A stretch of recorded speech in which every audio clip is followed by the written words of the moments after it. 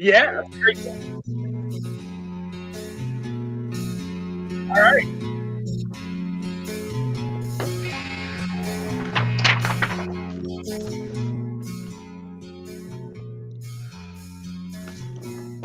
Where are we at in society today?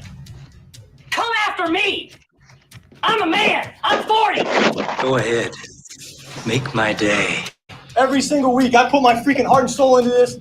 I don't go out there and laugh. It's not funny. It's not fun. Nothing's funny. I don't want to go out there and get embarrassed on Monday Night Football in front of everybody. I think this is the beginning of a beautiful friendship. So ain't nothing changed from yesterday. Still the same person I was yesterday. And I got the same thing for you that I had yesterday. You know why I'm here. You play to win the game. You don't play to just play it. That's the great thing about sports. You play to win. And I don't care if you don't have any wins. You go play to win. When you start telling me it doesn't matter, then retire. Get out. Because it matters.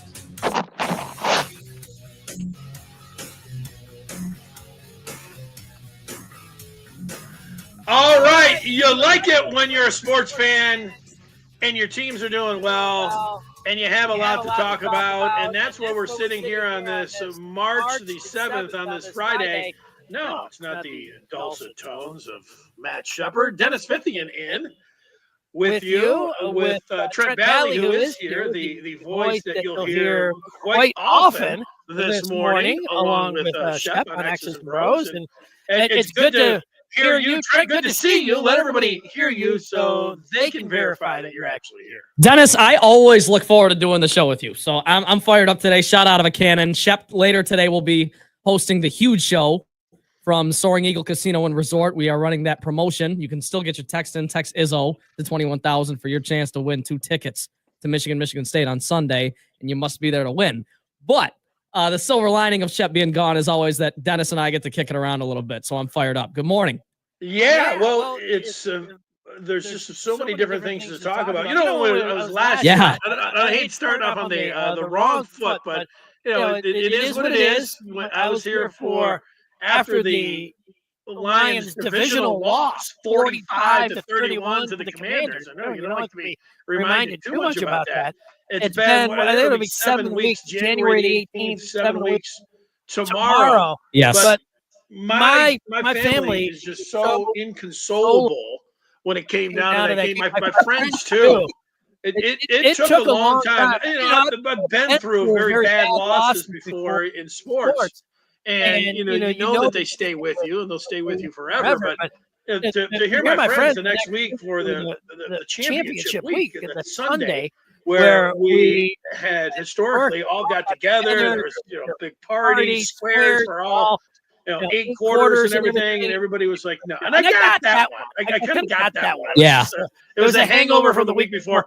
But a Super Bowl party. It's not even about the game. And if you're old enough, you can remember, like, there were all these great games. It's just getting together. Yeah. And it's part of American culture. That's what I always say. It literally is a part of American culture. Yeah, well, the Super Bowl. The culture around the Southeast Michigan group that we were going to get together was early in the week. Someone was like, yeah, I'll throw a party. And then there was a text chain, 10 or so people, and I was expecting, like, oh, bring this, yeah, nothing, all week long. And then it was just like, nah, everybody started bowing out on Thursday. Nah, I'm just going to chill out. It was kind of a melancholy Super Bowl, wasn't it? Yeah, because Lions fans have a tendency, Dennis, to go overboard with the emotion as it is, but when you actually had real expectations to maybe make a Super Bowl, let alone win it, I've never seen people act this way. It's not a bad thing either. It's just, it's crazy that it's another reminder this is where we're at in our Lions fandom, right? I have friends that I consider the utmost sports fans, but they're Lion fans. And when it came down to it, when the biggest of all of the Lions fan said, I'm not even going to watch the Super Bowl. He's not even going to watch it. Forget the Super Bowl party. He's not even watching it. He wasn't interested, didn't watch it, claimed the championship games, had no interest in them, and had zero interest in the Super Bowl. I am at least happy to report that he's come along a little bit with free agency now and the draft on the horizon. He's perked up just a little bit. And guess what? At 701, there happens to be a ton of things right now that if you are a NFL fan, specifically a Lions fan, when it comes down to Aiden Hutchinson and extending him, when it comes down to getting a defensive end on the opposite side, there's no shortage of big names to trade for, big names that are out there that have been caught that the Lions could be pursuing. So we'll hit that coming up in the 7 o'clock hour. But you already said the magic word of the day. And do you know what that magic word was, Trent?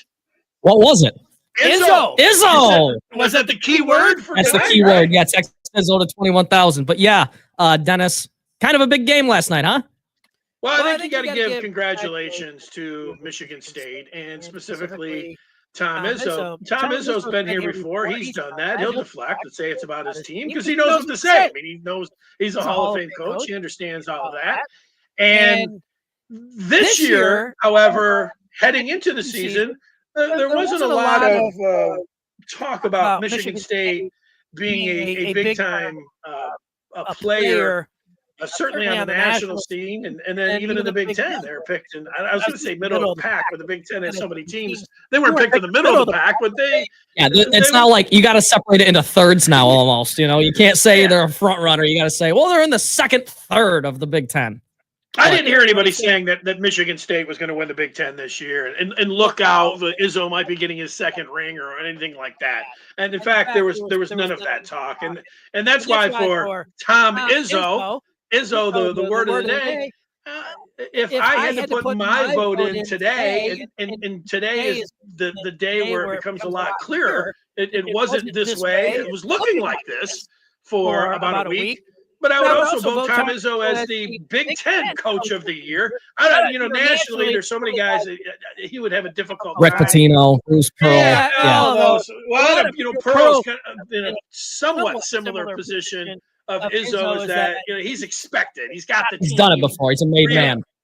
Patino, though, is an interesting one, but because of the way that he's got St. John's position and everything else. But last night was looking like, I would say, I watched the majority of the game, not the very end, but it was giving off those Indiana vibes from a couple weeks ago where they went to Bloomington, didn't shoot well, didn't play well. They were down 7 at the half, and then they were down 10 with just over 12 to go. And then, boom, 19-2 run, and it was ignited. Chase Richardson has been awesome for Michigan State, but Colin Carr, would you rather have a – let me ask you, this is a pretty straightforward question. Would you rather have a dunk or would you rather have a three? I'd rather have a dunk. Tom Izzo had a great quote last I think it was Monday or Tuesday of this week, talking about Cohen Carr's dunks are almost worth 6 points because it just electrifies the crowd, even on the road, and it electrifies the bench.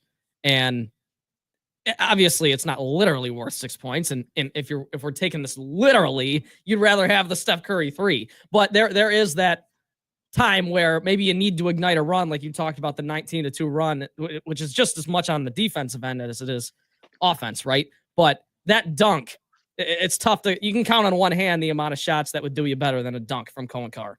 Well, and he had back-to-back dunks, and what it does, it's not worth the three on the scoreboard, but it blows the roof off of the stadium. They were on the road last night, but the bench is energized.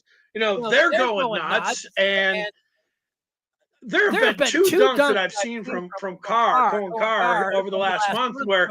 And maybe it's because I'm a little bit older. I think 10 years ago I used to see Giannis, and I would say, that Euro looks like a travel.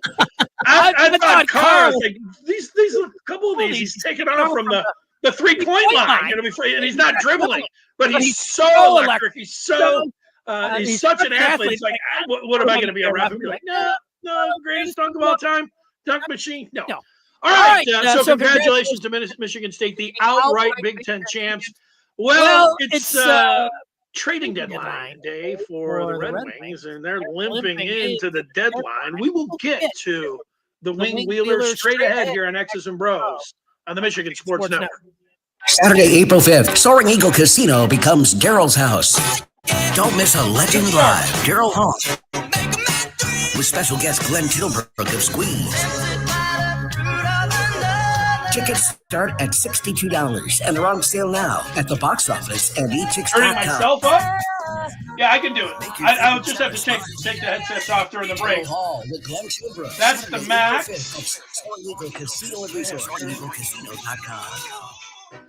At Meijer, we work hard to bring more of the good life to your life, so you can bring home more perfectly plump and flavorful produce picked for precise freshness. Beautifully marbled, beyond brag-worthy certified Angus beef, and more must-have money-saving M-Perks rewards. Because saving more on local favorites is good, but bringing home more of what you love in every trip, that's the good life. We do more to make life a good deal better at Meijer. Coming right at you, the excitement you've been waiting for. Eagle Casino and Sports, the mobile casino made in Michigan, made for Michigan. Play slots and table games with live dealers at one exciting site, playeagle.com. Sign up today and get a match deposit up to $1,500. That's right, up to $1,500 plus 100 free spins. Eagle Casino and Sports. Go to playeagle.com and start winning today. Must be 21 or older in Michigan to play. Thanks for listening to X's and Bros with Matt Shepard, only on the Michigan Sports Network. Make sure you listen weekly to our Moving Ferris Forward interviews with Ferris President Bill Pink and other leaders who are moving Ferris forward. Find out more about Big Rapids and Ferris and what they have to offer at ferris.edu.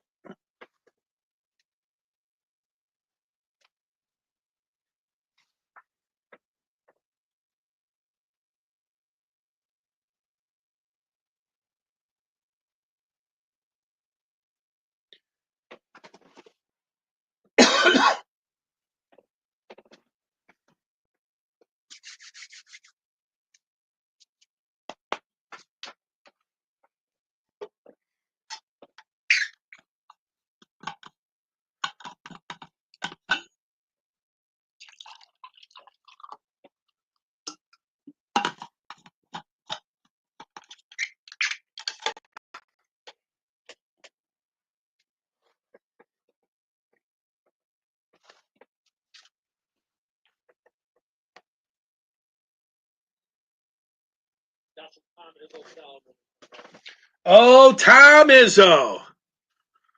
I'm just so proud of. Let me guess. I'm just so proud of these guys. It wasn't looking good for a long time, but then it wasn't the coach. It was just those dunks from Carr. I guess they were worth.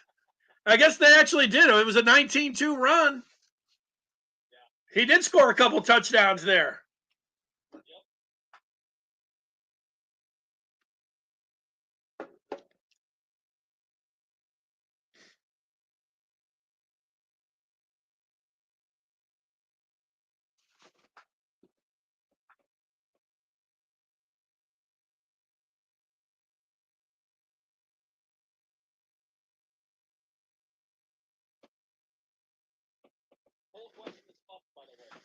I saw it.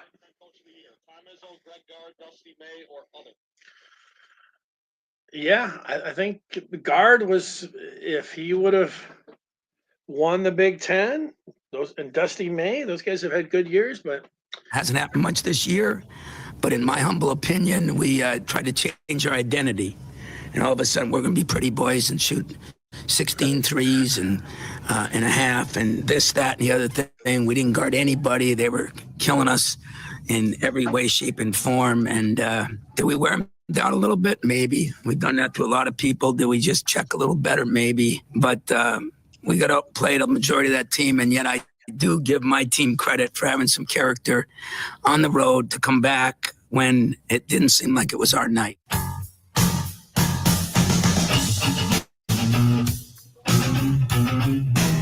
There he is, Tom Izzo, on the victory last night in Iowa City to claim the outright Big Ten championship for Michigan State. It's heading back to East Lansing. Michigan State's first Big Ten championship since 2020, and that was the year. Of course, the tournament got canceled, but that was the Cassius Winston team that was sitting pretty.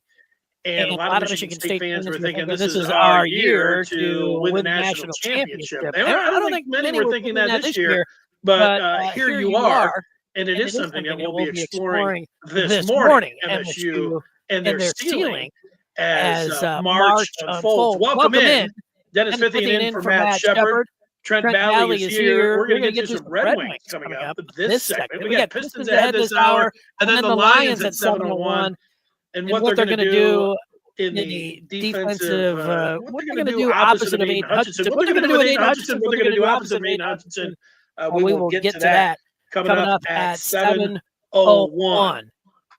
You know, listening to Izzo there, Izzo, he's famous or infamous for bringing out the football pads in practice. I don't know actually if he's really done that, but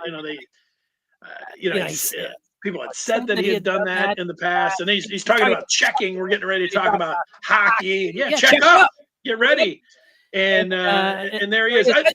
Trent, you're not old enough to remember. You know who Chase Richardson is, but his dad, Jason Richardson, is one of the best dunkers, not just in Michigan State history or Big Ten history, in basketball history, in the history of basketball. Jason Richardson is up there. Vince Carter, Kobe Bryant. Jason Richardson, you're saying his name. Colin Carr is an absolute dunk machine. What do State fans say about the greatest dunker in Michigan State history? Is Carr above Jason Richardson? Has that been explored in your circles? It's funny that you bring that up because Jason Richardson, I don't know if viral is the right term. That's probably a little strong, but he made headlines the other day because he said himself, Cohen Carr is the best dunker in Michigan State history. I hope people realize what they're watching. So that's high praise from the man himself, and I understand what else is he going to say? Of course, he's going to prop up the young man. But Dennis, I think it's just a bigger part of the big picture here with Michigan State. Just another example of how the depth is how this team wins. And you have a guy in Cohen Carr who that is his role on the team. He's a high flyer. He's 5-slamma-jamma-esque, right? And he'll just run, and he's good for a couple dunks a game, couple lobs a game, right? And he absolutely plays vital minutes for this team. So whether he's the best dunker or second best dunker in school history, Michigan State fans will take him just fine right now. Yeah, it's nice being deep. It's nice being talented. And then he brings whether it was an intangible, whether it's it's not a home run. It's yeah, you have to, if you're the opposing coach, say, all right, what are we doing with this guy? Watch out. Anytime he's on the baseline, we do not want him, skying up, ripping down the rim. It's just we got to burn a timeout because the crowd's going to go crazy if it's on the road. Anything else, it really. But that's the funny thing too, Dennis, is he comes off the bench, so it's not like you're from the jump. You're getting used to that, right? You're not ready for that from the gun. But then you get into the swing of the game, and it's maybe 10-8 early, and then Cohen Carr checks into the game, and all of a sudden, coaches just their vision starts blurring, and they gotta all of a sudden, switch back to that. Oh, we got this guy out here now, Flight 55, they call him. Yeah, Trent, I think that's one of the things that's the appealing thing about this Michigan State team. Hey, you can sit around talking about the starters and look at Akins has come along as the senior and Chase Richardson. He really is their star, but they bring in the second group. The second group's are they just as good as the first group? And a lot of times when you have the second group in there, I know this. It's a lot. It seems like this in the NBA. They bring the second group, and you're like, maybe it's time to run and get a drink or something. But the second group with MSU, you don't want to miss it. If Carr's in there, you don't want to miss a dunk. I want the Red Wings. They had a really good February, and I think it got everybody jacked up thinking about they are going to make the playoffs this year. They are going to be in the postseason. April in the D is going to be awesome. The Pistons, who we're going to get to straight ahead. Oh, yeah. Going to be there. The Red Wings, look at how they're playing, picking up the points. The season ended today, not now, because on the outside looking in. But, they're going to be in there too. Look at the Tiger prospects. In the draft, it's going to be awesome. And then the Red Wings have gone out and they have lost 4 in a row, including getting doubled up by the hockey club from Utah last night. And let me put a trivia question. I was just looking tonight. The Wings are back in action after losing last night. They'll be in Washington taking on the Capitals. But I was looking at the top 10 because Ovi is 10 career goals away from 10 goals away from tying Wayne Gretzky for the all-time goal scorer. But they got a top 10 list I was looking at. So here's the trivia question that I will give you the answer to coming up in just a minute or two. NHL top 10 in career goals. That's the list that I'm looking at. 4 of the 10 all-time in NHL goals scored played for the Wings. Wow. One time. So just think those over, and I'll give you the answer coming up in just a minute or two. You can always join us here. You can call in 866-838-4843. That's the Meyer hotline. You can also text Sports Radio to 21,000. How are the texts this morning right out of the gate? A lot of Izzo texts. Yes. What are we looking at? A lot of Izzo texts and also a lot of autocorrect Izzy texts. IZZY. Make sure it's spelled correctly for your chance to win. But Dennis, we got a text says, good morning, Dennis. Time for a change on the Wings. Trade Patrick Kane and Dylan Larkin. Larkin is turning into Stafford here. All those years of good play and no success. What say you? Well, what I say is that the Four Nations, I watched Dylan Larkin. I thought that he held his own. Well, more than that, even. Yeah, he just looked so good, and you're like, wow, look about Larkin in the postseason. There was room for him to move up, and wow, this was it. Just really gave you a jolt of energy if you're a Red Wings fan. And then he came out, flat after that. Even McClellan called him out. Larkin needs to play better, whatever he said. You get your head coach calling out your captain, but that didn't work. And this is the day. Now, I don't think they're going to trade Larkin. I don't think they're going to make big moves. I was interested in the Nelson, the center from the Islanders. Thinking that with the wings certainly they're always looking for defense, but also Andrew Kopp, after they lost him as a center, they were, I would think, in the market to look for a center too. And Nelson's not the biggest name, but he got traded just a couple hours ago at 1:30 in the morning. The Avs landed Nelson from the Islanders. Let me give you the answer to the NHL top 10 in career goals. 4 of them played for the Wings. You're driving around thinking, oh, yeah, Stevie Y. Yeah, correct. Stevie Y was one. You're also thinking about Mr. Hockey, Gordie Howe. Yes, he's 2. The Golden Brett Hall. Oh, yeah, that was an easy one. So here's the other one. The Little Beaver. Does that help you? The one-time Red Wing, Marcel Dion, is also on that list with Ovechkin closing in on Wayne Gretzky. If it's not going to be the Wings, what about the Pistons in the postseason? We'll explore that straight ahead here on X's and Bros on the Michigan Sports Network. Huge here from my good friend Josh Garvey. Now, he runs Dorn Mayhew's Grand Rapids office in downtown GR. They're one of the world's top accounting and CPA firms. Their worldwide headquarters in Troy, Michigan, on the east side of the state. If you're a business looking to work with professionals who will help you every step of the way, turn to Josh Garvey and his team at Dorn Mayhew. Also, don't forget Dorn Mayhew brings you Coach Beeline and Josh every Tuesday, talking hoops on the huge show across Michigan. Thanks for listening to X's and Bros with Matt Shepard, only on the Michigan Sports Network. Hey, Michigan, let's go big. I'm Herman Moore, Lions All-Pro wide receiver, and I'm talking real big-time winning on the hottest slots and table games on one incredible app, Eagle Casino and Sports. Sign up now and get up to $1,500. That's right. We'll match your deposit for up to $1,500, and you'll get 100 free spins. Eagle Casino and Sports. Made in Michigan, made for Michigan. Must be 21 or older in Michigan to play. At Meijer, we work hard to bring more of the good life to your life, so you can bring home more perfectly plump and flavorful produce, picked for precise freshness, beautifully marbled, beyond brag-worthy certified Angus beef, and more must-have money-saving M-Perks rewards. Because saving more on local favorites is good, but bringing home more of what you love in every trip, that's the good life. We do more to make life a good deal better at Meijer. Hey, Michigan fans, did you know that your favorite craft brewery is a proud supporter of Michigan athletics? That's right. Founders Brewing Company has been brewing up high-quality, highly rated beers like All Day IPA, Michigan Pilsner, and their new Mortal Bloom right here in Michigan for over 25 years. As a proud supporter of Michigan athletics, they're here to help you celebrate every Wolverine win with the perfect beer in hand. Whether you're at the game, tailgating, or watching from home, there's nothing like enjoying a Michigan-made beer from Founders. Learn more at foundersbrewing.com.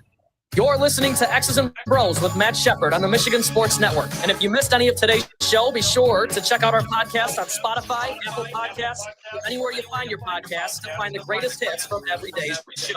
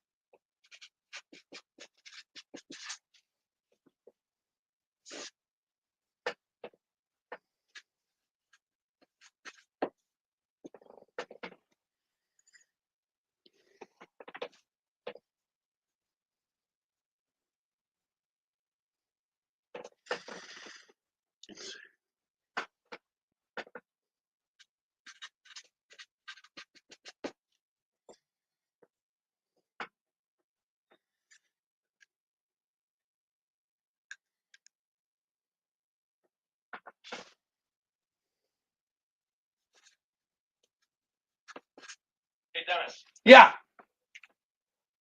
I'm hearing you're still. I mean, you sound okay to me, but I guess you could turn yourself up quite a bit. Someone just texted me and said. Turn him up. Yeah. All right. And I've got you all the way up on my end, so I don't want to. Well, I've got one other button that I can push, and it's actually a slider, and it's in the sub mix, which probably works everything. And I am going to crank it all the way up here. I just have to put the mic down because you blast out really loud. Blast your ears out. Yeah. But now that is turned up substantially, so I think that. I mean, I still have. I could. That's all the way up. Okay. That's everything. But so. It's just like quiet compared to. All right. Tell me if this helps, because if I turn down the studio, it might be a little bit. All right. So that's me. You talk. Oh, see, now that's better for me. Right there, but I don't know if the studio, if it matters with coming over the air. I've got the submix cranked all the way up, so that could be better. But I don't know. While we're going, you could say. I don't want to throw too much at you. That's okay. No. It's not that big of a deal. If I hear you say while we're talking, Cohen Cars is incredible. So if you mentioned car, that'll be a key word to crank up that studio. All right? All right. Sounds good.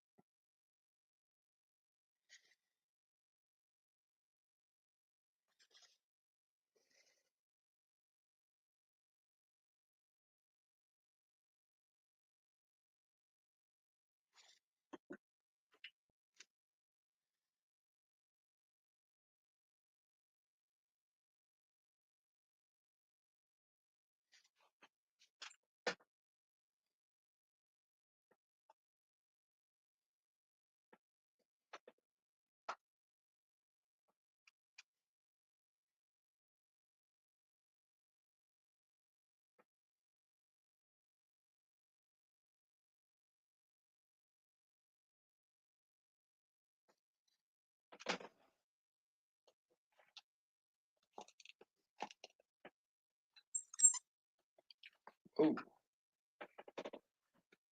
right, Dennis, here we go. All right.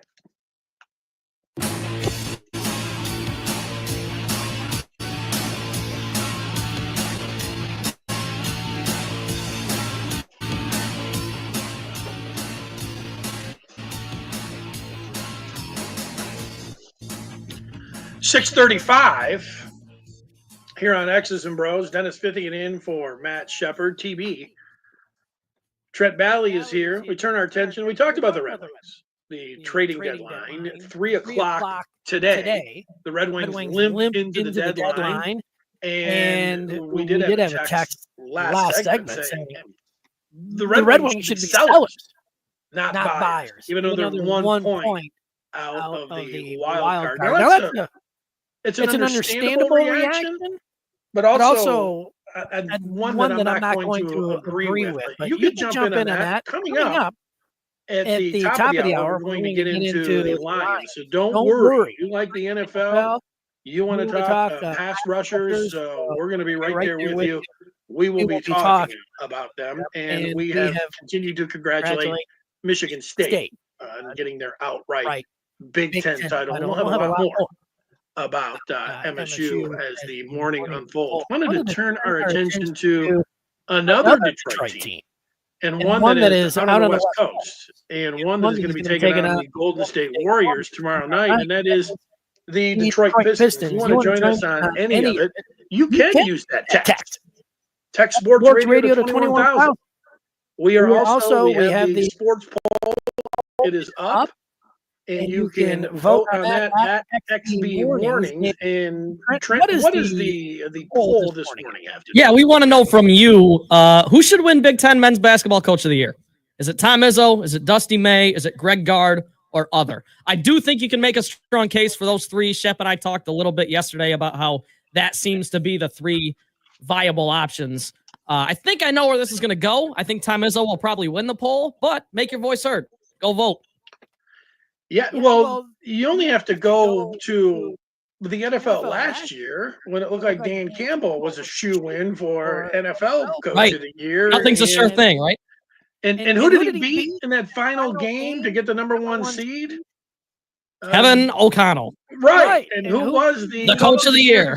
Yeah, so that was weird. But, so who votes for it? That seems to be strange. That seems to be a winning tiebreaker to me. If you come down to it, like, oh, man, he's done a really nice job. Like Gard. Nobody was talking about Wisconsin. Look what they've done. Michigan State. Was everybody talking about them? Not really. They weren't really talking about it. And then last night, they got not just the Big Ten title, but the Big Ten title outright. Yeah, they don't want to share it. And Dennis, I think the case for Dusty May is a little bit stronger than people maybe want to give credence to. Like Dusty May in his first year, and you look at the transfers that he brought over, these two big guys, Area 51 as they call them, that to me is just as impressive as anything Tom Izzo's done with this 10 deep roster. So I think it's a good question. I think Tom Izzo should be the rightful winner, but I could absolutely hear an argument for Dusty May. Well, these guys were, let's take it to NASCAR. These three cars were on the final lap, and they were nose to nose. And, why? And then you had Michigan State beat Michigan, but Michigan was still in the mix, even to last night, even though Michigan got dumped on Wednesday night at home against Maryland. If Michigan State would have lost that game last night, and they were down 10, with under 13 to play, Sunday would be Michigan could have, if they would have won that game, they could have shared the Big Ten title, and you could have been, that's a Michigan. You could have talked about Michigan and Dusty May and May deserving that Coach of the Year. But now I don't really think you can make a case for it. I mean, you can try, but I don't think you have a winning case. Yeah, that's fair. Yeah. And by the way, as objective sports fans, I mean, if we could just step back, 30,000-foot view, as Shep likes to say all the time, it's like that game on Sunday, we would have liked if it meant something for just the drama, right? And the March Madness aspect of it, but not so, as we know now. So I think the game could do more for Michigan at this point than Michigan State, right? Michigan State could lose it and probably still end up with a 2 or 3 seed in the tournament. Whereas if Michigan wins that game, that's a quad 1 win. It's a top 10 win, whatever you want to call it or quantify it as. And I think it could do more for Michigan's tournament outlook than Michigan State's. Well, I can tell you about so Michigan at that point, that's what we're dealing with. Yeah, Trent, Michigan basketball fans have looked at these remaining, they're guaranteed 3 games. They got one Sunday. They've got a double bye in the Big Ten tournament next week, and then they'll be in the NCAA tournament. Sure. I think the majority of Michigan fans are not expecting any more wins. They are expecting to lose Sunday. How they played recently, the guard play that they're getting, they just look like they're taxed, they're worn down.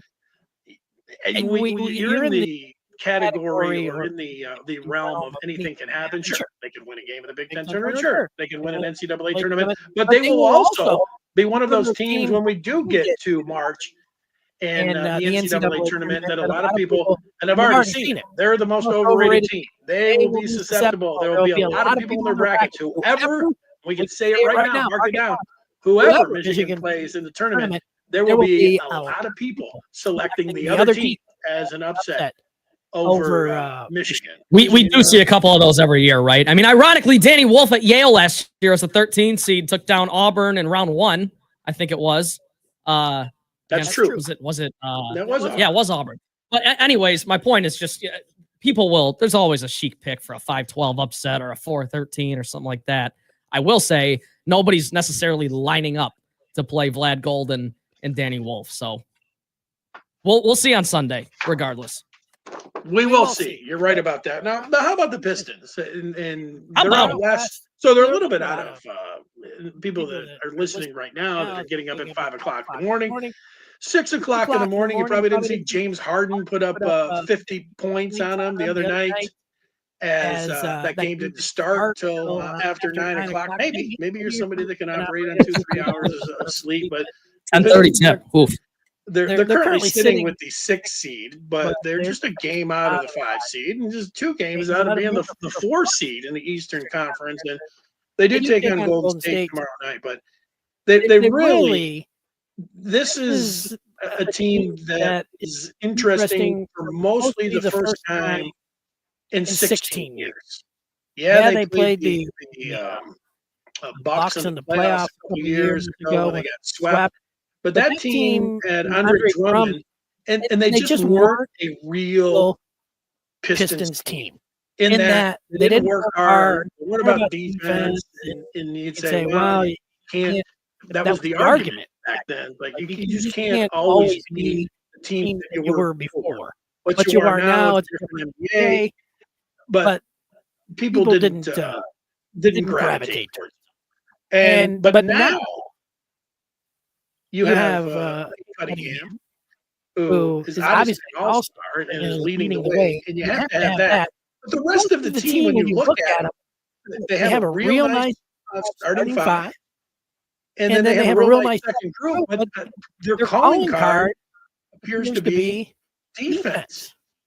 And for that, Piston fans, when you hear Larry Brown used to say, the Pistons coach when they won the last championship in 2004, 2003, 2004. 04, yep.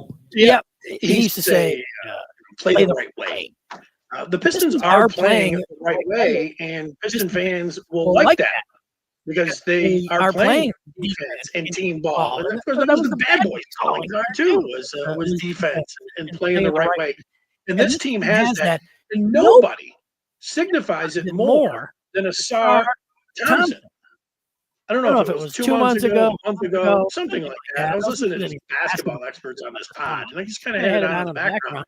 But they were raving about the Houston Rockets. And I didn't catch who they were talking about, but they were just all excited about this guy. He's the one of the team. He's the one. He's incredible. What an athlete. I'm thinking, what are they talking about? And then they were talking about his brother, twin brother, David Thompson. And just how incredible a player he was. And I thought, wow, if they're talking about him like that. I mean, how about her? Yeah, it's been a I don't want to say buried, but underrated topic this year for the Pistons, right? So much has been made about Cade Cunningham, and rightfully so. And also Malik Beasley coming off the bench. He's already the Pistons leader for 3-pointers in a season. He's going to crush that record. He already has. He's got 20 games left. But Asar Thompson, you've had LeBron James come out and talk about how him and his brother are both just freak athletes. They're kind of in that second, rarefied air when it comes to just pure athleticism. So that's done this Pistons team's, not just on the defensive end, on offense. He's a rim runner. We talk about Cohen Carr and that kind of thing. Asar Thompson is athletic as hell, quite frankly. Yeah, and I agree with LeBron about him being a freak athlete. And the thing about Asar Thompson is he's not, when you talk about modern day NBA, it's like spray and pray, shoot the three, stretch four, you got to be a wing, all of this. That's not Thompson's game. It's everything else. And the athletic ability, we are talking about Cohen Carr this morning and dunks worth 6. Every game, if you are watching the Pistons, you see Asar Thompson do something. You're like, did he just change hands in midair and throw that down like over his shoulder? And then you look chase down blocks. Yeah, is he guarding a 6'3" point guard that can, and he's right in his back pocket? Oh, is he blocking out and blocking shots from a 6'10" guy? Yes, he's doing all of that. And he's running the floor, and it's something that, Cade's the man. But when you just think about upside, I'll use the word, insane. People like use that word a lot. They do. But it is it seems limitless, and he fit that mold. Now, if I could go back, I would rather have the Pistons have Wemby if we would be sitting here. That would be incredible, even though he's out for the year. But this consolation prize of one of the Thompson twins is pretty nice, and it's something to look forward to. It's put this team. When you look at them, they've got a bunch of guys that you say, well, these guys aren't scorers. Jalen Durden, he's not what you're talking about in the modern NBA. He's not somebody who's just shoot threes. Even Scoot, same way. He's not coming out, although he can shoot some threes. He's more defense. Those guys are defense. This is a defensive team. And they've also, the Pistons, you got to give it up to them. That it's not just around here that we're saying, oh, it's exciting, that they'll be back in the playoffs, maybe they can even win the series. They're one of the topics across the country. Yeah, the resurgence. And I feel like, Dennis, you're exactly right. They've done it on the defensive end primarily, and I think Pistons fans identify with that. It's almost a sense of coming home. I mean, it just feels good again to have a team that works so hard on the defensive end, and since this little winning fever they've been on, since the turn of the new year, I think they're the best defense in the country, or in the league, I should say. The defensive rating, they have all these metrics and stuff. One more quick thought on Asar Thompson. Mm-hmm. I love what you said about consolation prize, because I feel like that is what it is. Like when the Pistons didn't win the lottery to get Wemby number 1 overall, I think a lot of people just kind of tuned out. They stopped even paying attention to who else is in that draft because no one cared. I mean, it was a race for Wemby, and that was it. And when you found out, not only are they not picking 1, they're picking 5 after the horrible year they had the previous year. I don't think people were really hip to just how good Asar Thompson might be. And now, we talk about Michigan State's depth. I think the Pistons have quite a bit of depth too. And Asar Thompson, you're talking about probably the best perimeter defender on the team. And there's absolutely a role for that guy. So he's done great. He's really taken that leap. It's different now. It was such a crushing night, going out and the Pistons tanked. There they were. They were doing everything they could to get Wembanyama, and they didn't get him. And it was like, okay, that's it. It was either going to be the Pistons are relevant again, or they're not going to be for another 10 years. That's the way it felt. And it felt like that up until this year, actually. And now here they are. And I was looking at it. The Cavs, they're one of the really nice stories. They have the best record in the Eastern Conference. I would say the Cavs, they are better than the Pistons. Celtics, of course, but then they've got 2 superstars in Brown and Tatum. I don't know. The Knicks, the Pistons, if they matched up against the Knicks, I feel like the Pistons could beat the Knicks. Milwaukee, I think that's a good matchup, by the way. We don't have to spend a ton of time breaking down a potential Knicks-Pistons playoff series, but maybe this is a hot take, Dennis. I'm curious your thoughts real quick. I think Cade Cunningham would be the best player in that series. I do. I think he's a little bit better than Jalen Brunson. People just aren't quite hip to it yet. Yeah, I think if that's who the Pistons would play right now. They would play the Knicks in the first round of the Eastern Conference playoffs, and I would pick the Pistons to win that series. It's one of these things now where you want to watch them, and over the last 16 years, there haven't been that many games where you've been like, oh, I really want to watch the Pistons. Now you just tell you're just drawn in to wanting to watch them. And the other thing is that they have a rivalry going with the Pacers. Anytime the Pistons play the Pacers, you almost have to tune in. There's going to be a fight. That's something that you tune in for NBA games. They say, well, NBA fights, but there's going to be there's a possibility that there's going to be not another malice at the palace, nothing like that. Nothing to that extreme, but yes, Dennis, I have a buddy my buddy Ryan, he was talking about how if we get a Pistons-Pacers 5-4 matchup, the over-under for Isaiah Stewart ejections in the series is 1.5. Like he's getting thrown out of 1 game, maybe 2. Those teams hate each other, and it's actually fun to kind of have that rivalry back, that vitriol back, Ooh, a Pistons-Pacers first-round series. Thinking about it, I hadn't considered that, thought about that. I was thinking about I was just thinking about the regular season, but now you've gone there, and now you've got me thinking, that would be real nice. Milwaukee would be the other team that I don't think that the Pistons, because of what the Bucks bring to the table that I would feel real confident. I don't think they're better than the Bucks right now. But all of the other teams, I think, they're sitting there as the fourth best team. They're sixth when you look at the current standings. So it's a game tomorrow night against the Warriors, and it's not getting tipped up at 10 o'clock, a little bit earlier. That I feel like it's must-watch TV. Now, the Lions have some decisions to make. They have a decision to make on Aiden Hutchinson. They also have some free agent money. They're sitting there under the cap. And there's a bunch of defensive ends that they could go after in free agency. I also feel like they could go after a defensive end draft. We'll explore those players, and should the Detroit Lions extend Aiden Hutchinson now, that's what we'll get to as we pull the seal on the break the seal on the 7 o'clock hour on X's and BrO's right here on Michigan Sports Network.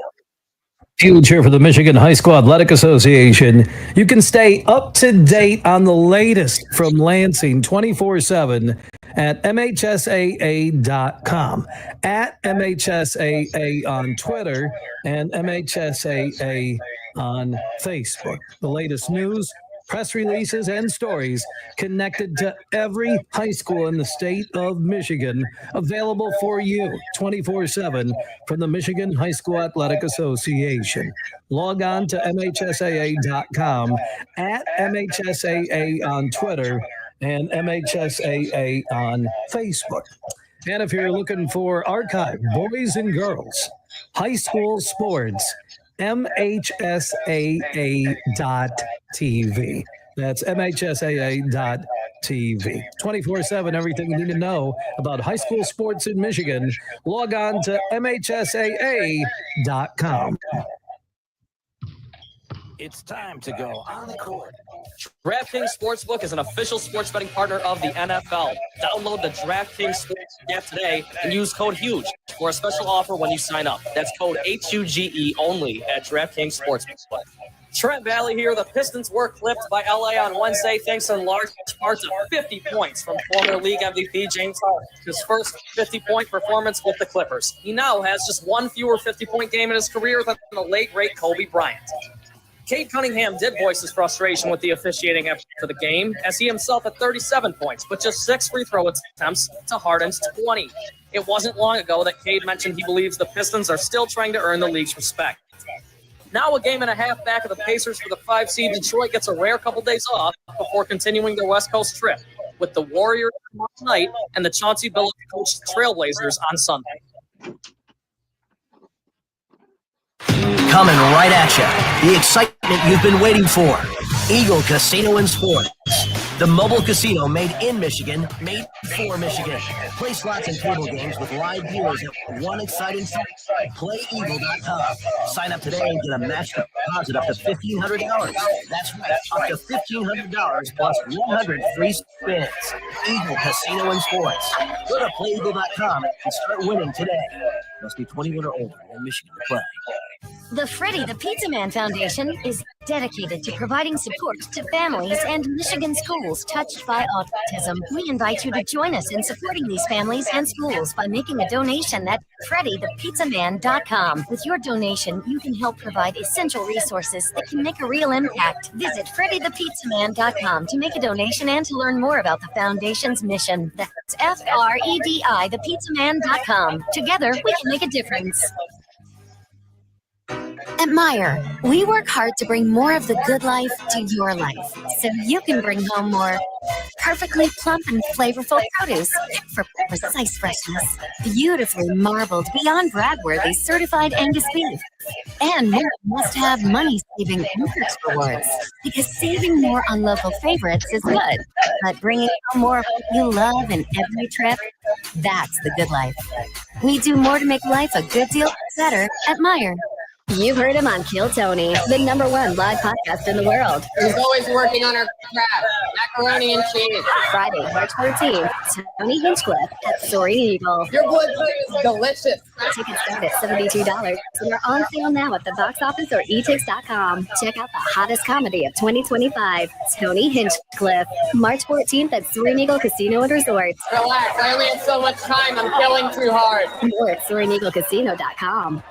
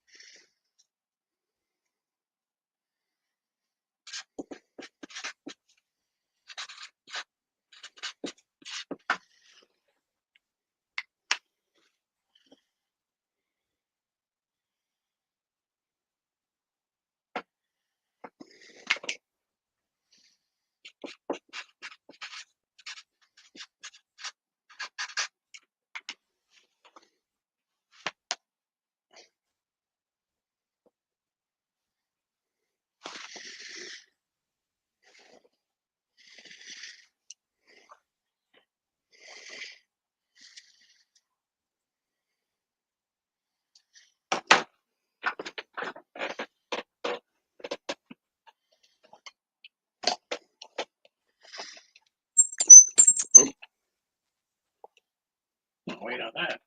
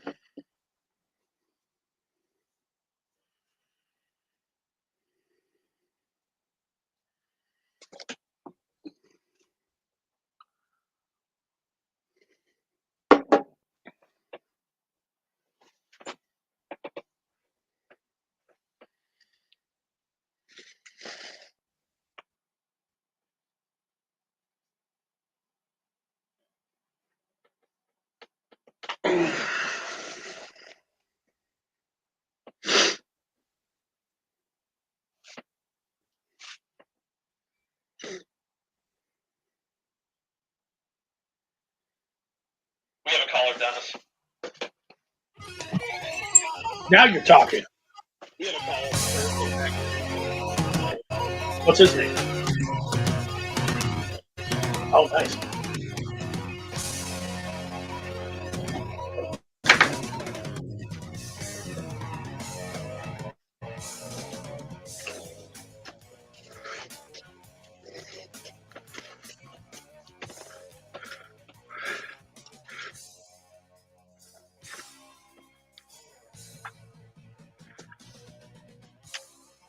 That's right. Here we go in the 7 o'clock hour. Dennis Fithian in for Matt Shepard. Trent Bally is here. We're going to get to the Lions, and we ask you the question about Aiden Hutchinson.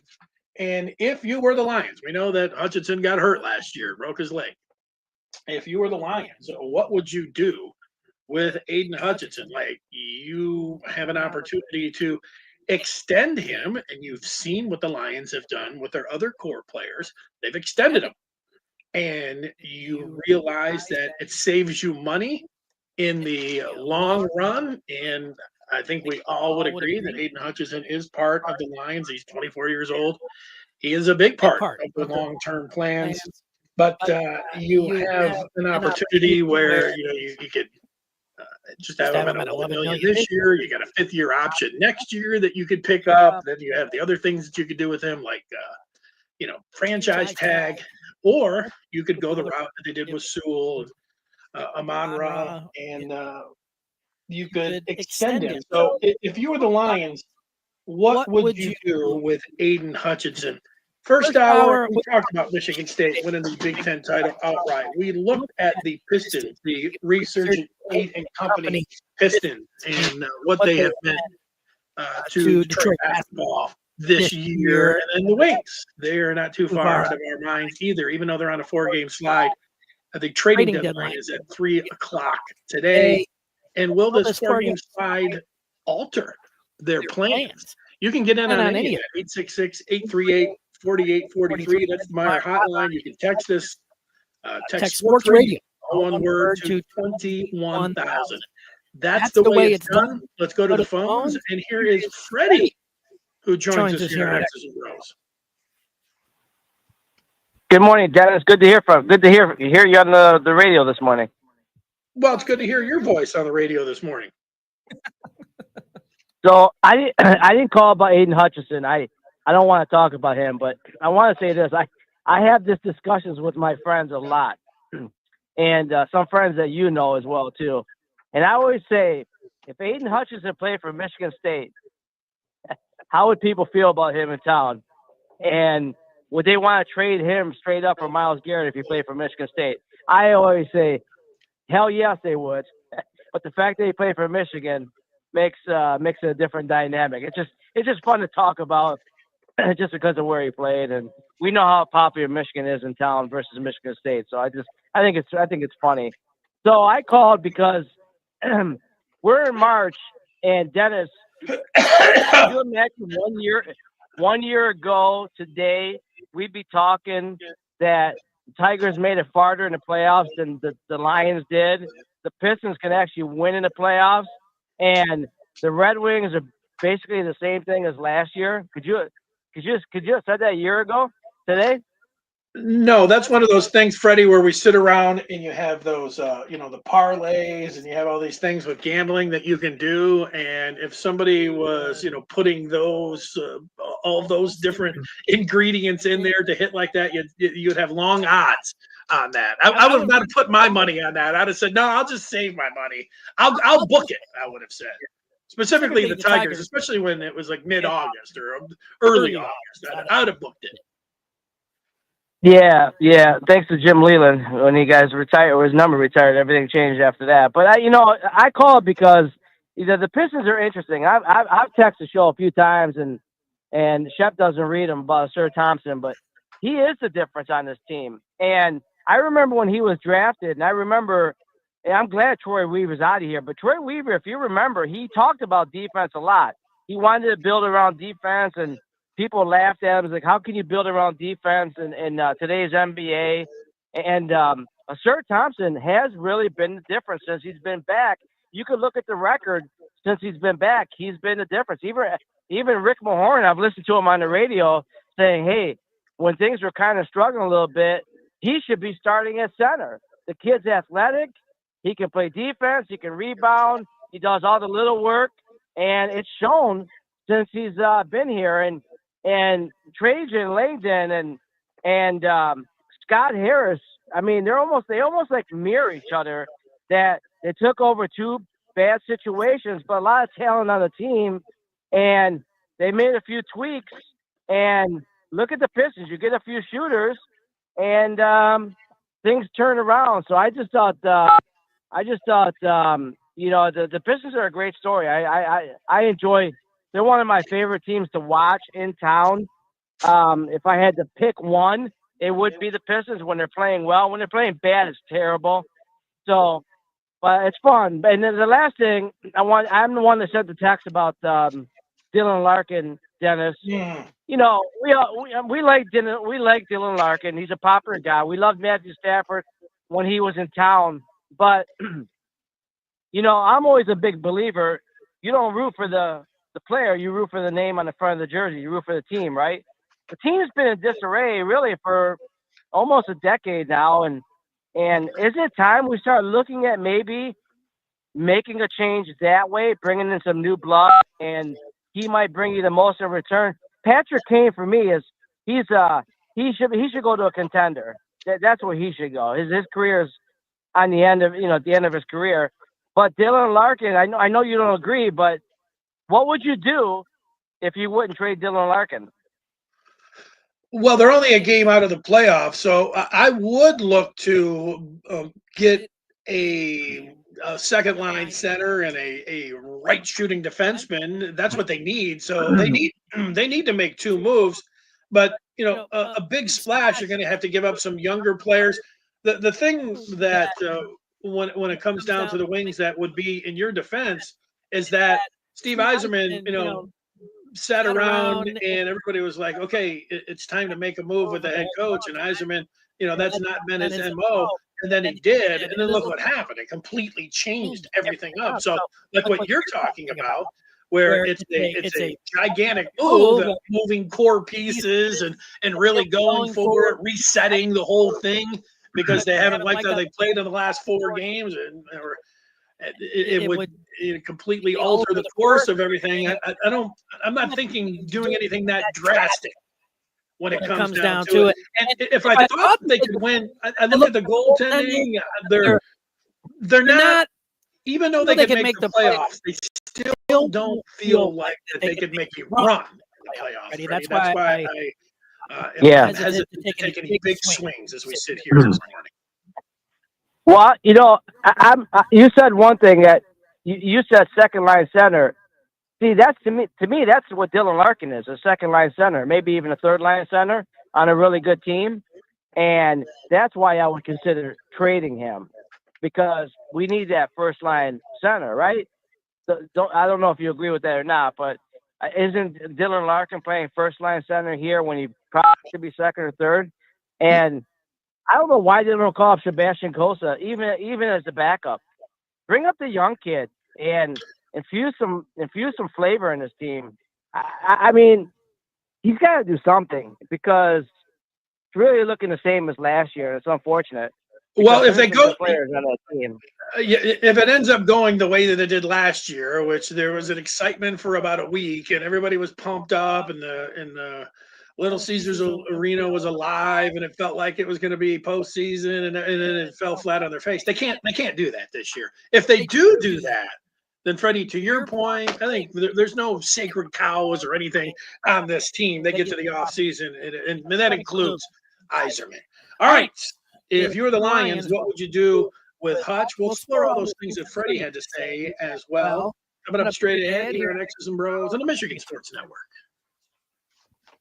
Huge here from my good friend Josh Garvey. Now, he runs Doran Mayhew's Grand Rapids office in downtown GR. They're one of the world's top accounting and CPA firms. Their worldwide headquarters in Troy, Michigan on the east side of the state. If you're a business looking to work with professionals who will help you every step of the way, turn to Josh Garvey and his team at Doran Mayhew. Also, don't forget Doran Mayhew brings you Coach Beeline and Josh every Tuesday, talking hoops on the huge show across Michigan. Rock legend Peter Frampton comes alive. Peter Frampton, the Let's Do It Again tour returns Saturday, April 19th to Soaring Eagle Casino. Tickets start at $73 and are on sale now at the box office or etix.com. Peter Frampton, April 19th at Soaring Eagle Casino and Resort. SoaringEagleCasino.com. You're listening to X's and Bros with Matt Shepard on the Michigan Sports Network. And if you missed any of today's show, be sure to check out our podcast on Spotify, Apple Podcasts, or anywhere you find your podcasts to find the greatest hits from every day's show. At Meijer, we work hard to bring more of the good life to your life, so you can bring home more perfectly plump and flavorful produce picked for precise freshness, beautifully marbled, beyond brag-worthy certified Angus beef, and more must-have money-saving M-Perks rewards. Because saving more on local favorites is good, but bringing home more of what you love in every trip, that's the good life. We do more to make life a good deal better at Meijer. There's a new player in town. Hi, I'm Herman Moore, Lions All-Pro wide receiver, and I'm talking about Eagle Casino and Sports, the real money mobile casino. It's so easy to play. You can go from wager to winner to wallet, just like that. Sign up now and we'll match your deposit up to $1,500. Or you can get a risk-free bet up to $1,000. Eagle Casino and Sports, made in Michigan, made for Michigan. Must be 21 or older in Michigan to play. What's up, Michigan? You're listening to my good friend Shep. The Huge Show is coming up later today at 3, right here on the Michigan Sports Network.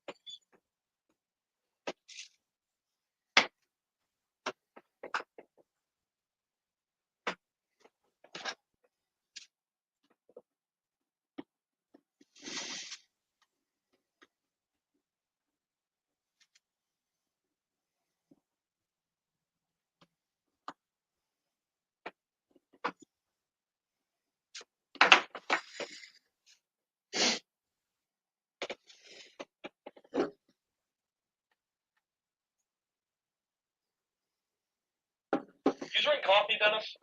Yes. Drinking it. I was drinking it as you asked me that.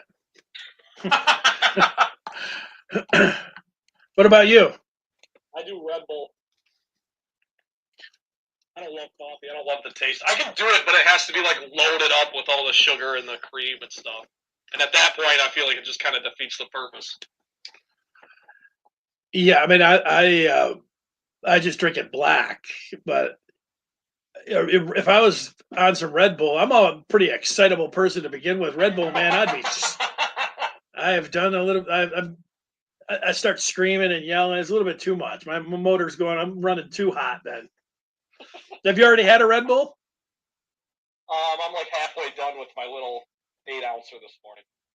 You get it super cold, and so you just sipping it, man. I just blast those down, man. I would drink those too fast. Coffee, But before I go up to Soaring Eagle, I'll probably have to take 1 or 2 of them because by this point in the week, I'm always running on fumes. Oh, you're doing a little double action today? Yeah, I'm not. I really don't know what I'll be doing when I'm there, but I at least have to bring the equipment to Shep. Mm. And then, I mean, I got a room for the weekend, so I'm excited to just nice. Like an early vacation, early spring break, just blow off some steam. So you got a place up at the Soaring Eagle Casino for Friday and Saturday night? Yes. Nice. So, I mean, that's what I was told. I'll be pretty disappointed if that's the case. I get all the way there, and then they're like, hey, we actually don't have a room for you. Yes, that would be disappointing. Yeah.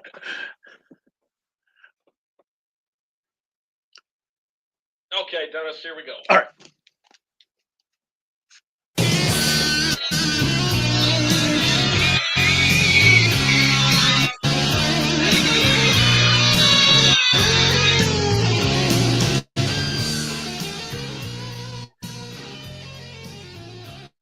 X's and BrO's, Michigan Sports Network. Matt Shepard, you will hear him later on today on The Huge Show. I'm Dennis Fithian. I am in for Shep this morning. Trent Bally is here. He'll be making his way up to Mount Pleasant, and he'll see Shep later on today. Then he'll be enjoying the area up there for a couple days, which is always a good time up there. Although, Trent, I had a friend who used the same joke over and over again about Mount Pleasant. You know what he said about it? Something about it's not a mountain and it's not pleasant. It's neither mountainous nor pleasant. And I was like, okay, and you laugh the first time, and then, every single time, then you hear him tell other people, hey, my Mount Pleasant thing. All right, here comes that joke. So, we've been talking about really all the things that are going on here, including Michigan State winning the Big Ten championship outright, and we will get to more Michigan State coming up at let's see, 6. It is now 7 o'clock hour, 7:35. We'll explore Michigan State and their upside. The Red Wings 4-game slide and the trading deadline coming up at 3 as the Red Wings crossing wires and not knowing what to do, and even suggesting that maybe they should be sellers. I don't think that, but it doesn't put you in a good spot. There's always I always felt over the years when you're a team that you prove yourself to your fans and certainly your general manager, your owner, that you compel them to make a move. Are the Red Wings sitting around now? Do they compel that this change the plans? And even if you looked at some of the beat writers, they were saying this week is going to be big, trying to decide whether the Red Wings are they going for it, or are they really going for it. And now you got the other side, like maybe they're not going for it, maybe they're just sitting back. So there's that. We'll get into the Pistons, and now we're talking about the Lions, and we're asking you what they should do with Aiden Hutchinson. I thought it was interesting. Before we get back to the calls and texts, and we'll get right to you. 866-838-4843 on Meyer Hotline. We'll address your text as well. We'll send them in. Sports Radio, 21,000 Sports Radio, all one word. You have Aiden Hutchinson, and you've seen how the Lions and Brad Holmes have operated. They have drafted someone, and they're an excellent player. They have taken care of them, and it's helped them out. When you look at the contracts, whether it's been Goff, whether it's been Amon or St. Brown or Sewell, they have they've signed them to these gigantic deals, and then in the next weeks and certainly months, you've seen across the NFL other players that aren't even as good as them have bigger deals and setting the shop market over them. Yeah, and the idea with Hutchinson is like, okay, he's up, you should do it, and you understand that point. Except the wrinkle with Hutchinson is that he got hurt last year, and it has a little bit of trepidation with Lion fans. They're like, should they chill on Hutchinson? Should they just wait? They could use the money here and the short term, even though it might end up costing him or them. If ultimately they know they're going to have to get him a deal, and right now Max Crosby, 96.5 guaranteed. That's the big part of this, right? Is Max Crosby just got an insane payday, and you think Hutchinson's better, and I do too. And it's like, now what do you do? I mean, you got to pay him, but holy cow! Like Dennis, there are other guys on this team that got to get paid too. That's the other problem. Well, you don't have Jahmyr to. Gibbs is going to get paid, right?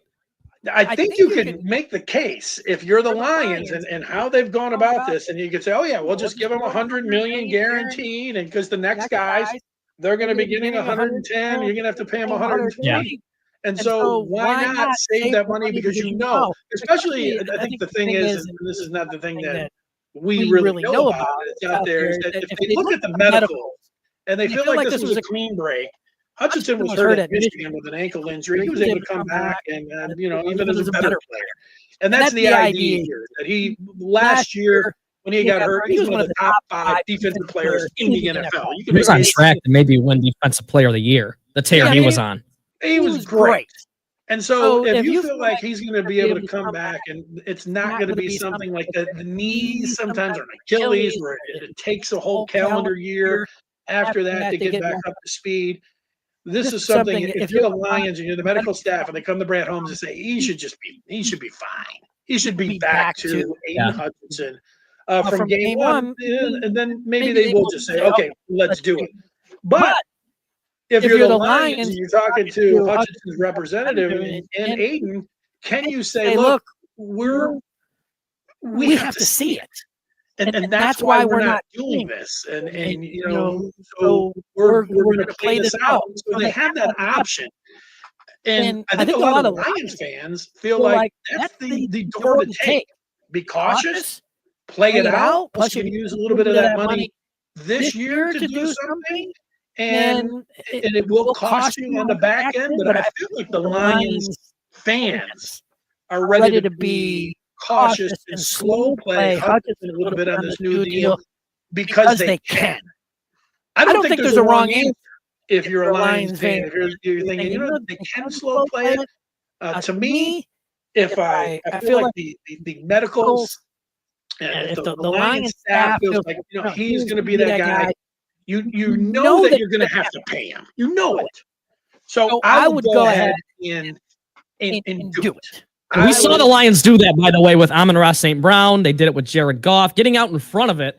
And you're still paying these guys a ton of money, of course. But those guys weren't hurt. Those guys weren't hurt, though, Trent. Oh, that's true. But my point is, you're not pulling a Jerry Jones and waiting for the market to completely reset itself. Like Tua Tagovailoa made more money than Jared Goff because he got paid after Jared Goff did. So at least you are getting out in front of it. At least that seems how Brad Holmes kind of likes to do things. You follow? Yeah, I want you to answer this question. Last segment, we had Freddie talking about Aiden Hutchinson and if he was a Michigan State fan, or if he went to Michigan State, this would be different. People talking about dealing him and everything else. Look, I don't think anybody's talking about dealing Aiden Hutchinson. The talk is, let's see if you can supplement the defensive line and get him some help on the defensive line. I don't think even the biggest Michigan State fan is talking about dealing Aiden Hutchinson, but it does bring up that question. And I'm going to ask you, because for people that don't know, Trent is a big Michigan State fan. And to me, I get where rooting against, if you're a Michigan fan, you root against Michigan State. If you're a Michigan State, you root against them in everything. Recruiting, every game, you want them to lose. You don't want anything to happen that's positive for them. Then you get to the NFL when these guys go. And I even understand. Let's take Trent J.J. McCarthy. He went to Minnesota, baby. Yeah, he went to a rival. So as a Michigan fan, that's a tough one to say, oh, I'm going to have to root against J.J. McCarthy. But it's pretty easy if you're a Michigan State fan. I'm going to root against J.J. McCarthy. Yes, it is. Yeah. But to me, once a guy goes to your team, it's different. Yeah, it completely changes. Aiden Hutchinson's one of my favorite players on the Lions. Like, for me, it goes like Penei Sewell's my number. I love Penei Sewell. I would take a bullet for Penei Sewell. But Aiden Hutchinson's probably in that top, like, 3 or 4. I mean, he's excellent, and they obviously missed him a ton last year. So I'd pay him. I don't know. They got time to figure this out, Dennis. It's a long offseason. You wouldn't know based on how the NFL is constantly in the headlines. It's amazing how that league is able to always keep itself on the front burner. But I'd pay him in a heartbeat, whatever he wants. Borderline blank check, Dennis. Well, the blank check part, I think we could figure out in 30 seconds. You just had Max Crosby get 3 years and 91.5 guaranteed. That's a $35.5 million per year. Oh, Hutchinson, you got to give him 36 or more. Yeah, probably closer to 40. You're right. Yeah. You got to give him 40, and you got to give him 100 million guaranteed. That's what it's going to be right now. If it's going to be a lot more, but you do have the injury card that you could play to him and his agent, and that's the wrinkle that you have to consider when you're a Lions fan. Are you considering Michigan State making the Final Four? We will talk about that coming up straight ahead. You got X's and Bros on the Michigan Sports Network. Huge here for my good friends from Insurant. Now, they understand inflation is driving up the cost of everything here in the state of Michigan, including auto insurance, but you don't have to overpay any longer. Insurant helps Michigan drivers compare quotes fast, so you can find the best deal on a rate and start saving today. Call 231-COMPARE now or visit insure.it. Shop, compare, save at insure.it. You've heard him on Kill Tony, the #1 live podcast in the world. He's always working on our craft. Macaroni and cheese. Friday, March 14th, Tony Hinchcliffe at Soaring Eagle. Your blood type is delicious. Tickets start at $72 and are on sale now at the box office or etix.com. Check out the hottest comedy of 2025, Tony Hinchcliffe, March 14th at Soaring Eagle Casino and Resort. Relax, I only have so much time. I'm killing too hard. More at SoaringEagleCasino.com. At Meijer, we work hard to bring more of the good life to your life, so you can bring home more perfectly plump and flavorful produce picked for precise freshness, beautifully marbled beyond brag-worthy certified Angus beef, and more must-have money-saving M-Perks rewards. Because saving more on local favorites is good, but bringing home more of what you love in every trip, that's the good life. We do more to make life a good deal better at Meijer. Thanks for listening to X's and Bros with Matt Shepard, only on the Michigan Sports Network. Make sure you listen weekly to our Moving Ferris Forward interviews with Ferris President Bill Pink and other leaders who are moving Ferris forward. Find out more about Big Rapids and Ferris and what they have to offer at ferris.edu.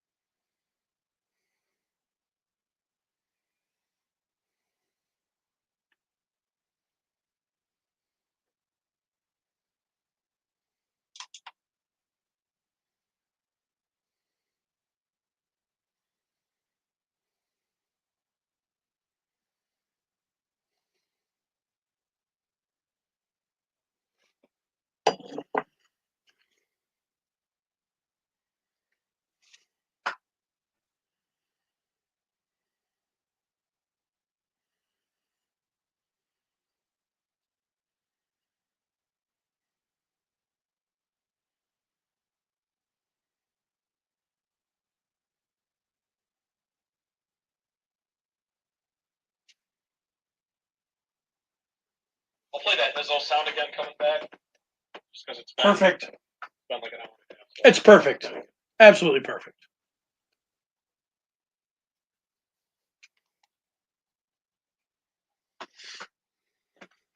Any chance I can convince you to go gamble this weekend, Dennis? I gamble every morning I get up when I jump out of bed. What is the gamble with Dennis Fithian? When I get in my car and if it's raining, I need some new wiper blades. It really is a gamble. I was driving the other night thinking, wow, man, I cannot. That's great. Okay, here we go. All right. Hasn't happened much this year, but in my humble opinion, we try to change our identity. And all of a sudden, we're going to be pretty boys and shoot 16 threes and a half and this, that, and the other thing. We didn't guard anybody. They were killing us in every way, shape, and form. And did we wear them down a little bit? Maybe. We've done that to a lot of people. Did we just check a little better? Maybe. But we got outplayed a majority of that team, and yet I do give my team credit for having some character on the road to come back when it didn't seem like it was our night.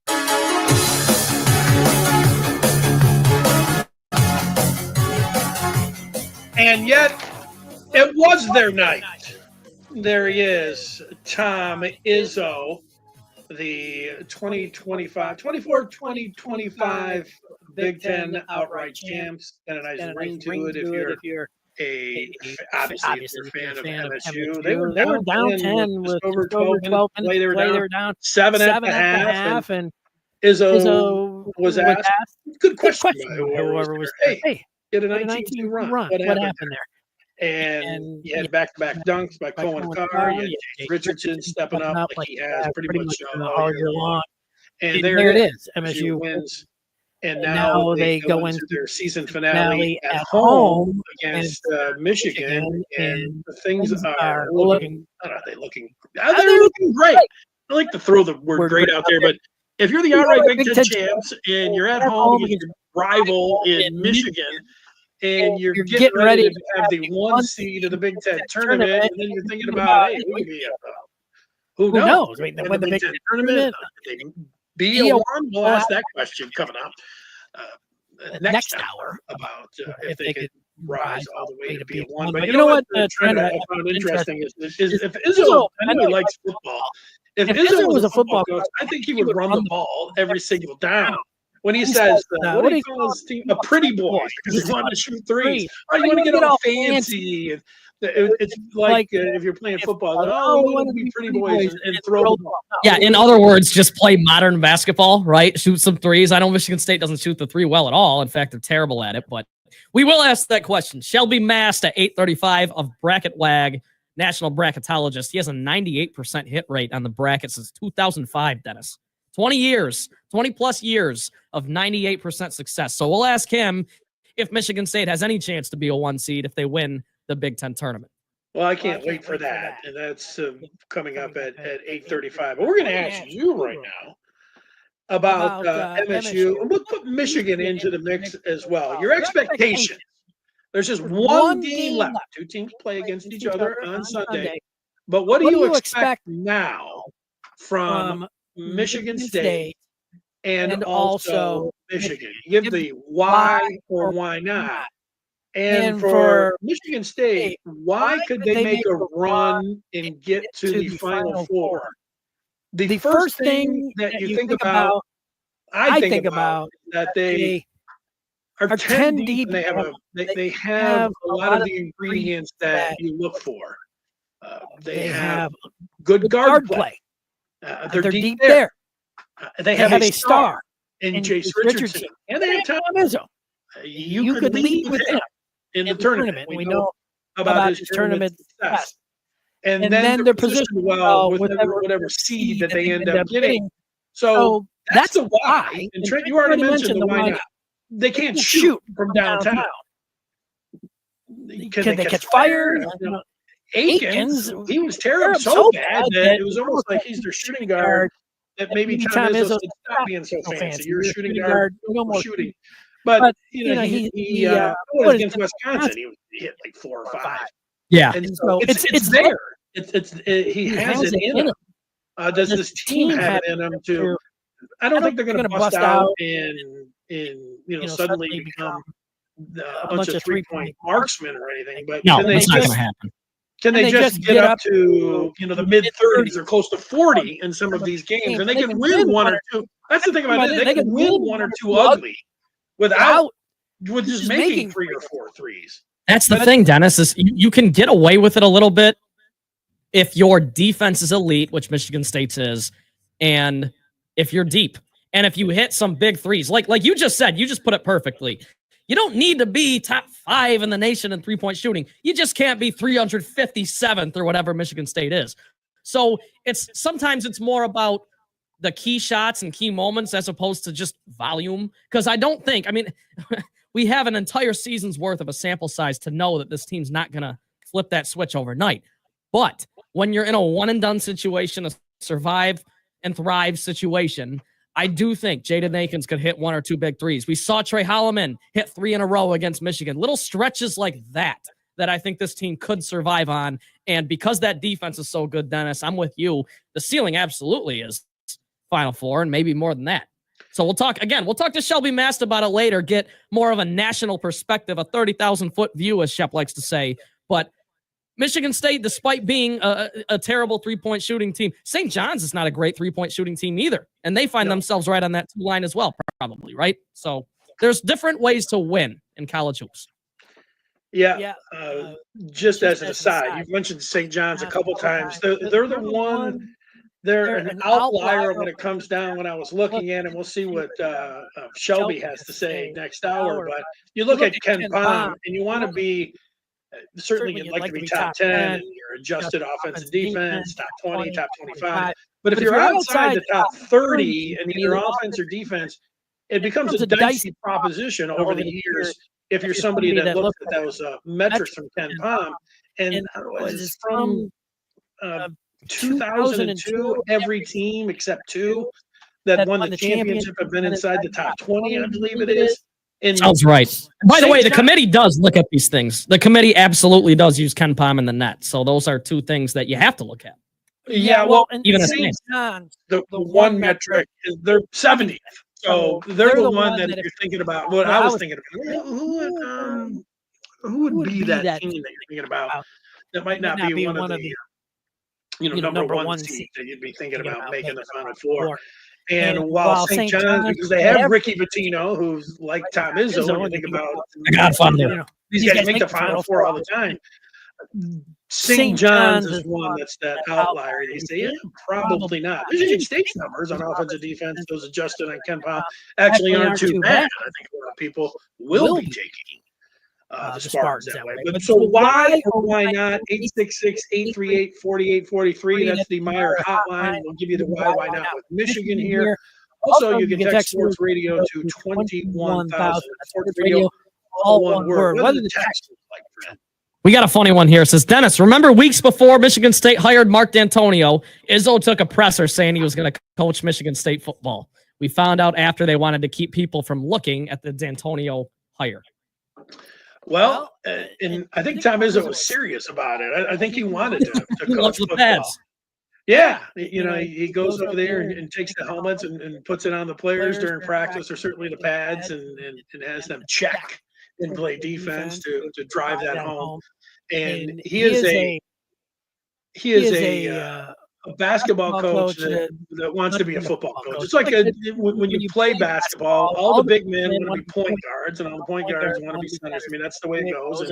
And his best buddy, Mooch, he was a football player. So I think Tom Izzo, even though he is that basketball guy, he wants to be a football coach. And if he ever did hang him up, I don't know when he's going to hang him up. I could see him having a role on the football team somewhere on the sideline. But if I had to pick, he's probably going to be the run game coordinator, even though they don't have that designation. He's not going to be something fancy. He's not going to be working with a wide. He's not going to be the receivers coach. Yeah.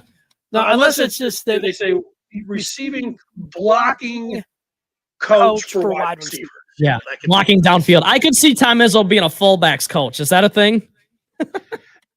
Yeah, he would say yes. That's exactly what I would want to be. So I do remember that when it came down to it. Now for Michigan, the why nots are a very long list, and then the why is pretty short. And the why, you go to the entire season, and you say that they're a unique team where they present a problem for other teams that have not seen them.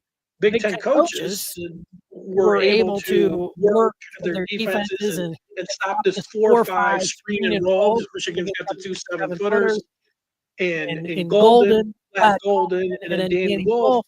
And it was really effective for them. But teams have worked on that. That would be the why. They've got 2 7-footers and a stretch 5 and Danny Wolf that's going to give teams some problems. And it's not something that you see. You can talk about it, you can watch the tape and see how other Big Ten teams have done it. But until you go out there and you see it, especially if you get a quick turnaround, Michigan somehow would get, and they'll be favored, and a lot of people think they're going to be, upset, but they could get a victory in their first round. So they get a quick turnaround, and whoever that team is, matchup-wise, you could say, that's why Michigan could make a little run. And if you look at the entire season, it's not like they have been, terrible. They've got a pretty good record. Yeah, it's really as of late that things have kind of gone south. Michigan's a good team. Those bigs, you nailed it, Dennis. They present such a problem for specifically, like if Michigan gets, say, a 4 seed in the tournament and they're playing a 13, a mid-major that doesn't have a ton of size, Vlad Golden and Danny Wolf will eat mid-major bigs alive. Could. Yeah. You know what I mean? So they always are going to have that on the table. And I still do think Dusty May is an exceptional coach. Our poll question today is, who should win Big Ten Coach of the Year? Is it Tom Izzo, Dusty May, Greg Gard, or other? I think Izzo will win it. But Dennis, I might even be more of a proponent of this than you are. I think you can make a great case for Dusty May, given the job he's done. So you still have that.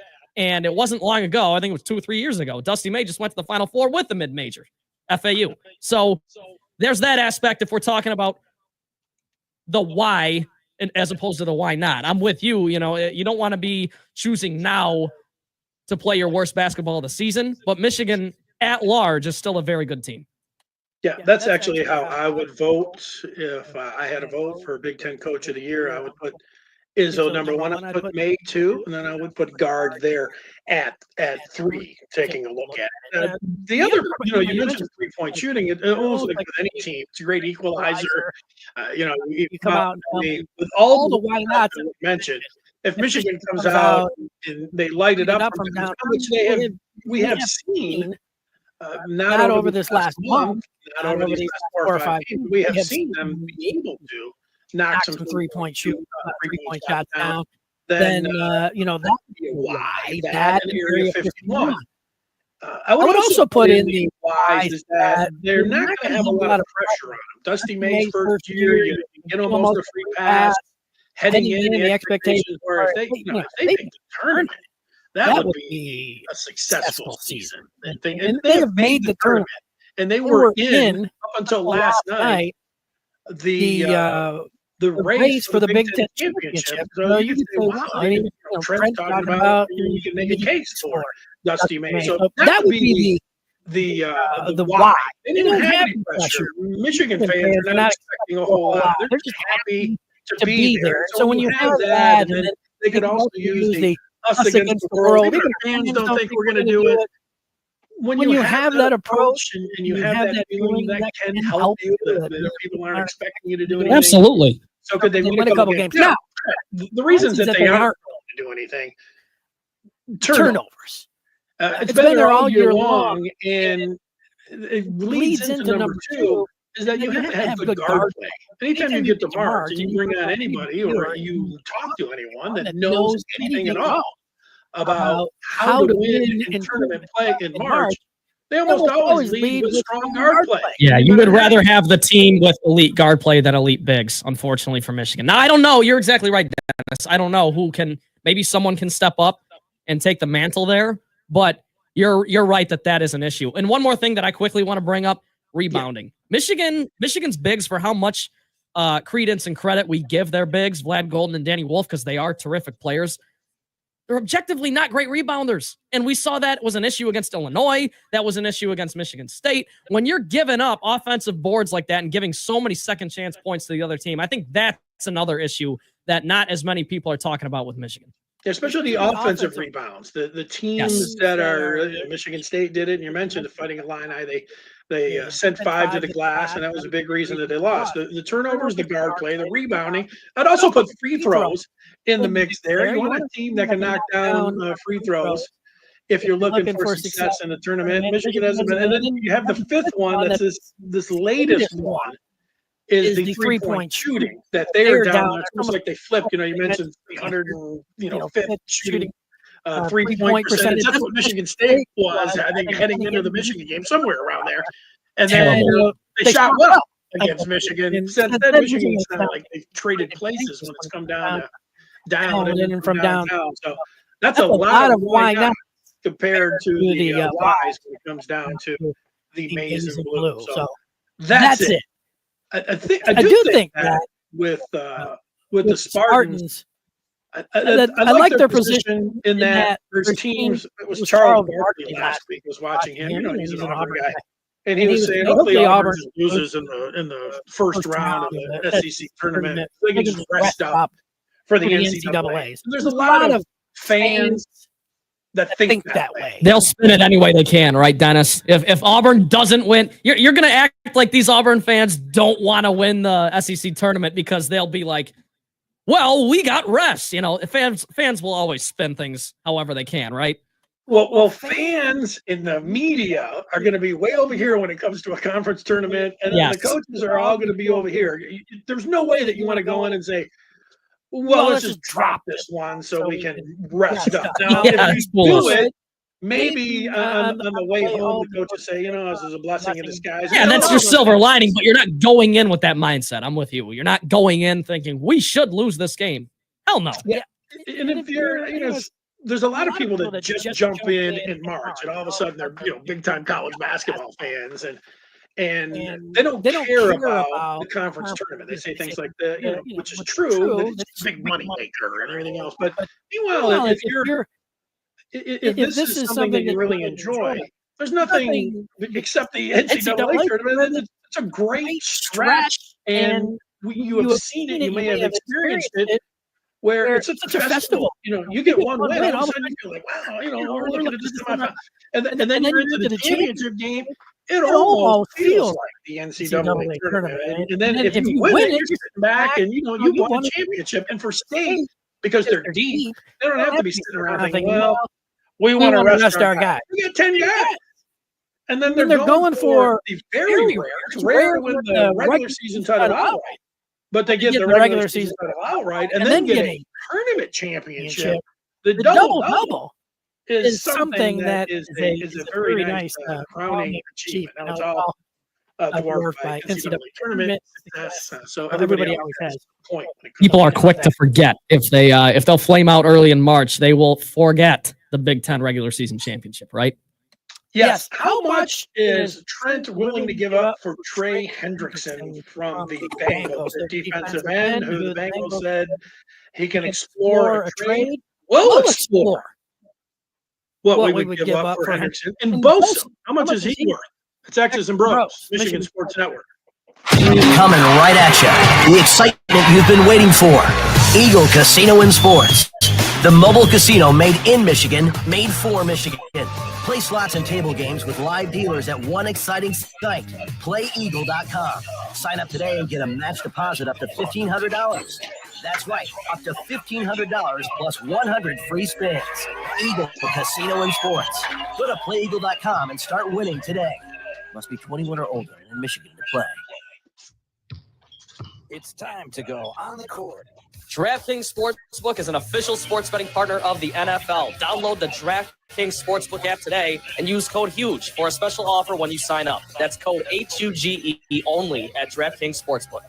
Trent Valley here. The Pistons were clipped by LA on Wednesday thanks in large part to 50 points from former league MVP James Harden. His first 50-point performance with the Clippers. He now has just one fewer 50-point game in his career than the late, great Kobe Bryant. Cade Cunningham did voice his frustration with the officiating after the game, as he himself had 37 points, but just 6 free throw attempts to Harden's 20. It wasn't long ago that Cade mentioned he believes the Pistons are still trying to earn the league's respect. Now a game and a half back of the Pacers for the 5 seed, Detroit gets a rare couple days off before continuing their West Coast trip, with the Warriors tomorrow night and the Chauncey Billups-coached Trailblazers on Sunday. Huge here for the Michigan High School Athletic Association. You can stay up to date on the latest from Lansing 24/7 at MHSAA.com, at MHSAA on Twitter, and MHSAA on Facebook. The latest news, press releases, and stories connected to every high school in the state of Michigan, available for you 24/7 from the Michigan High School Athletic Association. Log on to MHSAA.com, at MHSAA on Twitter, and MHSAA on Facebook. And if you're looking for archive, boys and girls, high school sports, MHSAA.TV. That's MHSAA.TV. 24/7, everything you need to know about high school sports in Michigan. Log on to MHSAA.com. At Meijer, we work hard to bring more of the good life to your life, so you can bring home more perfectly plump and flavorful produce picked for precise freshness, beautifully marbled, beyond brag-worthy certified Angus beef, and more must-have money-saving M-Perks rewards. Because saving more on local favorites is good, but bringing home more of what you love in every trip, that's the good life. We do more to make life a good deal better at Meijer. Saturday, April 5th, Soaring Eagle Casino becomes Daryl's house. Don't miss a legend live, Daryl Hall, with special guest Glenn Tilbrook of Squeeze. Tickets start at $62 and they're on sale now at the box office and etix.com. Make your favorite terror smile. Daryl Hall with Glenn Tilbrook, Saturday, April 5th at Soaring Eagle Casino and Resort, SoaringEagleCasino.com. Thanks for listening to X's and BrO's with Matt Shepard, only on the Michigan Sports Network.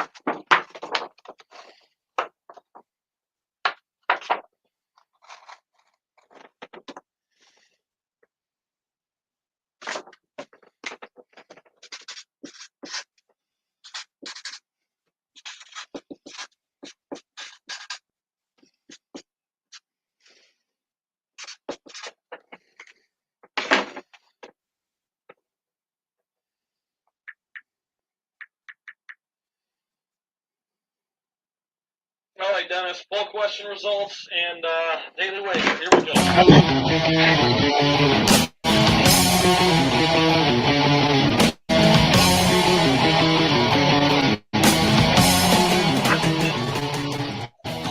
When you punch us back, we're going to smile at you, and when you knock us down, we're going to get up. And on the way up, we're going to bite a kneecap off.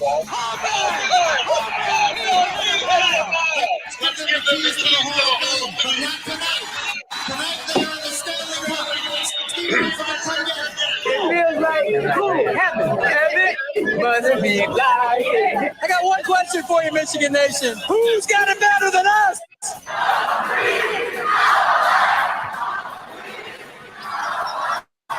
Right center field. That's got carry. It's gone. Number 500 and history for Miguel Cabrera. Touchdown to Detroit Lions. This game is over. Let's put the kick. They score. Detroit basketball. And Kerry Carpenter hit that one a mile. How about that? Little George Kell on the open. Welcome in. We get into the 8 o'clock hour. Dennis Fithian in for Matt Shepard. Matt Shepard is not just sitting back, sleeping in or anything. Although he may have slept in a little bit, but he's back in action. Coming up a little bit later on today. He's filling in for Bill on the Huge Show. And Trent is also going to be in there as well. So it's going to be a fun time. Now, we're going to get to some big swing opportunities for the Detroit Lions and what you would like to see them do. Or are you just sitting back chilling because Brad Holmes is a mastermind and anything that he does, you're just going to be like, I'm good with it. Let's go. We'll see where you're sitting when it comes down to the Lions and free agency or trade. Or anything else. I'll be interested to see what Trent has to say about it all. But before we do that, we've got some college basketball coming up on the back half of this hour. We've got a poll question, and then we've got some wagering to do. Trent, what is that poll question? Poll question from yesterday. We asked you, has Michigan men's basketball season been disappointing? And it's simply yes or no. 83% of you said no, it's not disappointing. And I think that's the right take to have. 17% are disappointed. But Dennis, I think it's a tough thing to do as a fan, to think objectively and think back, to put yourself in that mindset before the season. Before the season started, if you would have told Michigan fans that they would have been right in the race to win the conference with a game or two left, I think they all would have absolutely taken it. So I'm not sure if you disagree, but I absolutely think this Michigan season has been a success for Dusty May's first season. It has. The other side of that is that expectations change as you work through a season. Yeah, and rightfully so. And March has been profoundly disappointing if you're a basketball fan. You know, you get your hopes up. And it's hard not to. Right. I mean, you're a fan. What are you supposed to do? Not get your hopes up. And that's where it's at right now. So, no, it has not been a disappointment, except that March has been. And there are a lot of people saying, oh, yeah, hey, this just is. Basketball's all about March. And so you've got a point there. So there are some points to be made. And there's some money to be made out there as well. When we get to our daily wager. And I've looked at a few things. And I have to admit, I feel like I'm already a winner. Because last night, I was thinking, I'm reading all about the Red Wings, and I see Helene St. James say, you know, the Red Wings need to prove that they need to make a deal. What they do this week is going to affect how the Red Wings are looking at the trade deadline. I said, at home, after dropping 3 in a row, they're going to beat the Utah Hockey Club. I mean, if they can't beat the Utah Hockey Club at home a day before the deadline, then what are we doing? And I was ready to really. And then the Red Wings were plus money at home.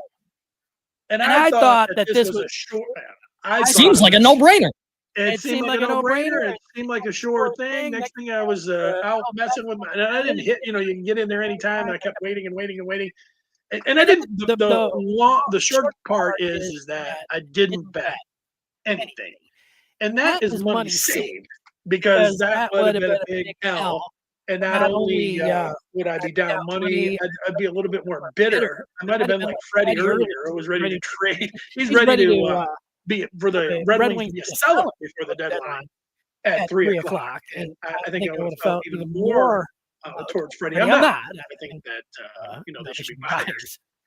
Even though they've lost 4 in a row. Having said all of that, where are we going? Let's hear where you're at. I don't think you're going to be on the same page as me, though. Let's go. It's been a terrible week, I'm not going to lie, for the Daily Wager. We are 0-4 this week. 0-4, Dennis. We had Iowa plus 6.5 last night, and the reason for that was we had a texter, Trash Man Niles, who likes to text the show occasionally.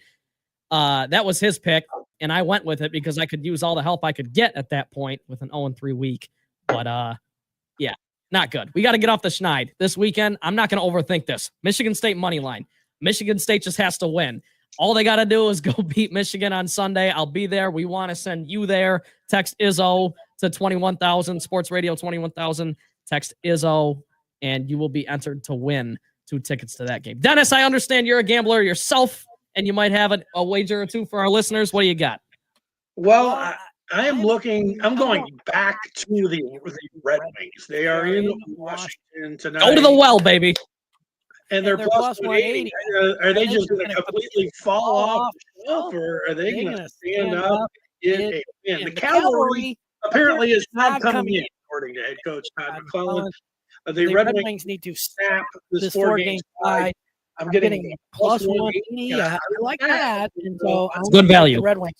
In addition, I am thinking to also Ovechkin is 10 away from Gretzky. He had a goal the other night for the Capitals. I've seen so many Red Wing games over the years against Ovechkin. Ovechkin's office over there on the left wing and on the power play. Plus 105 for an anytime goal for Ovi. I am going to do that. I also may pair him. I'm not sure. But Tarasenko, a fellow Russian. This is my thinking here. And it's plus 400. So Tarasenko was dangerous a few times against the Utah Hockey Club, for whatever that means, heading into tonight, where it's Ovechkin and Tarasenko. I might just be playing the Russian connection. I might play it plus 400, a Tarasenko goal as well. So I got plus 105 Ovi, plus 400 Tarasenko, and then also plus 180 for the Wings. I did combine it all, but I might just do it individually. I haven't yet determined that. But that's where I'm going to the ice tonight.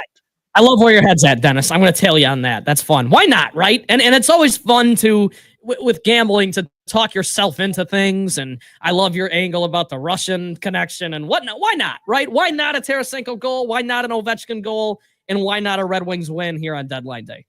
I have learned about gambling over the years is that I only want to be entertained by my gambling. I'm never going to want to be tearing out my hair. Well, I don't want to be frustrated about any game, turning off the TV or yelling at. I only want it to just be fun. So in that, I have my certain limits that I put on there, because if it was a lot of money, it might not be so fun. So I don't bet a whole lot, and I just do it for fun. And anything that will make it more interesting, make it a little bit more exciting, but make it where I don't care if I lose. That's my approach when it comes down to we call that a sprinkle, Dennis. You just sprinkle on it a little bit. Yeah, we're not betting the farm. We're just no farm. There's no farm to be put out there. Can I imagine putting the farm on a Red Wings win tonight? Oh. That's where I could, take to Twitter and start saying, "Are you kidding me? 5 in a row? Maybe they should have been sellers." I'll be Freddie if they lose tonight. Trade Larkin. I thought about putting Larkin in there as well. All right, I didn't get to Bosa, and I didn't get to Hendrickson and how much the Lions should give up to get him. But I promise that is what we're going to do ahead. Back half of this hour, college basketball, NCAA tournament talk, all of that here on X's and Bros. Dennis Fithian from Matt Shep from the Michigan Sports Network. Hey, Michigan, let's go big. I'm Herman Moore, Lions All-Pro wide receiver, and I'm talking real big-time winning on the hottest slots and table games on one incredible app, Eagle Casino and Sports. Sign up now and get up to $1,500. That's right. We'll match your deposit for up to $1,500, and you'll get 100 free spins. Eagle Casino and Sports. Made in Michigan, made for Michigan. Must be 21 or older in Michigan to play. Huge here for my good friend Josh Garvey. Now, he runs Dorn Mayhew's Grand Rapids office in downtown GR. They're one of the world's top accounting and CPA firms. Their worldwide headquarters in Troy, Michigan on the east side of the state.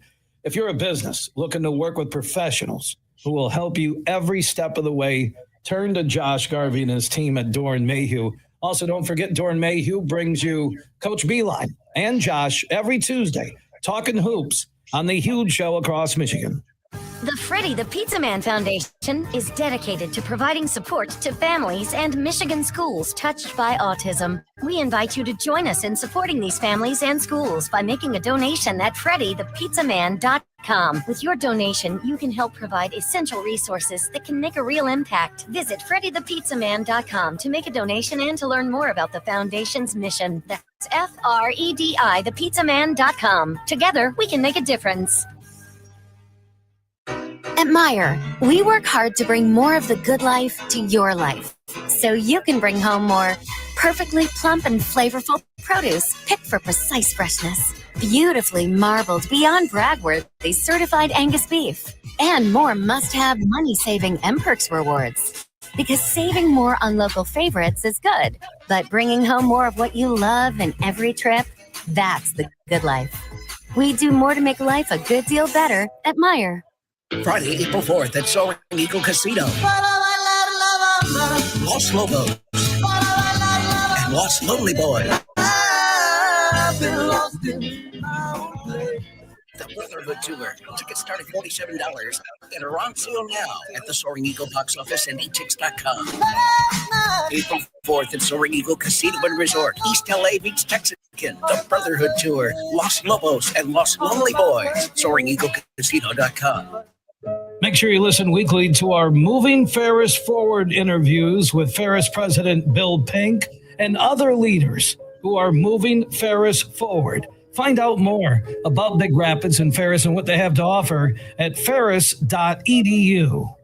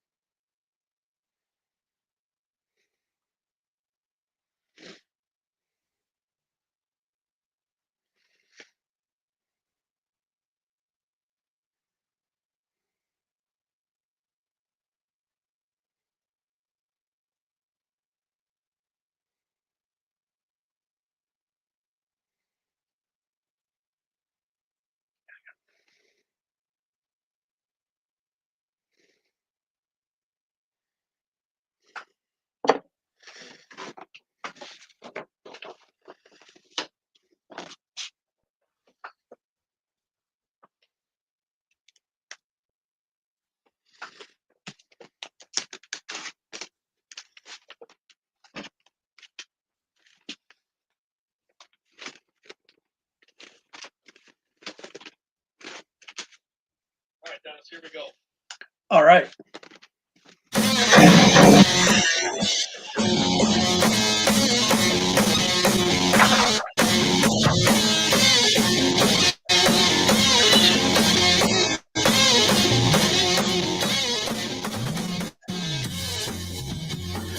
Big swings. X's and Bros on the Michigan Sports Network. Dennis Fithian in for Matt Shepard. You can join us here. We're going to talk about the Lions, but we've got it open. You've got the trading deadline for the Wings, Pistons in action. We've been talking about their resurgence, and it's all out there for you. March Madness coming up straight ahead. We'll be talking about what is in store over the next couple weeks, over the next month. Shelby Mads from bracketwag.com. So we're looking forward to that. But right now, it's about the Lions. And both Trent Valley, who's in, we both agreed that when it comes down to the Lions and the decision whether or not to extend Aiden Hutchinson, we both agreed, even coming off the injury, that they should do it now with the being on the same page, thinking that he is 24 years old. You see the premium of pass rushers and defensive ends. We now have just watched Max Crosby get the biggest guaranteed money of any non-quarterback. So the defensive end position, this is a premium. You gotta have them. They're worth their weight in gold. You know you're going to end up paying Hutchinson. The idea of, well, we'll slow play him because, we're just not sure about this injury. Now, if you get those medicals and you have any concerns, I understand that part, but I'm going with the assumption that it's a clean break and they expect him to come back and be 100% by game one. So you do it. He's gotten better in every single year as well. You throw that in there, and it's like it seems like a no-brainer. I made the joke earlier. Blank check for Aiden Hutchinson. Get out in front of this, give him his money, and move on. I mean, he's going to be great this year. Comeback season. No brainer unless the medicals, unless there's something in there. What are we talking about? So we're just putting that exactly in there. So, but the Lions have the eighth most cap money to under the cap, eighth most cap space. That's the way to say it. With almost 54 million. They're also an attractive destination for a would-be free agent. They are going to be one of the favorites too. I haven't said this since they lost to the Commanders. But they're one of the favorites to get to the Super Bowl next year. Okay, I can say it. I can put it out there. I can string those words together. The Lions are coming back. Their window, if it's not completely wide open, it's still pretty open. This year, next year, however long, the last 2 years, it doesn't stay open forever. We know that even though Lions fans want to think it's a 5-year window still from here, but I think a 2-year window, and that gets us to the defensive end.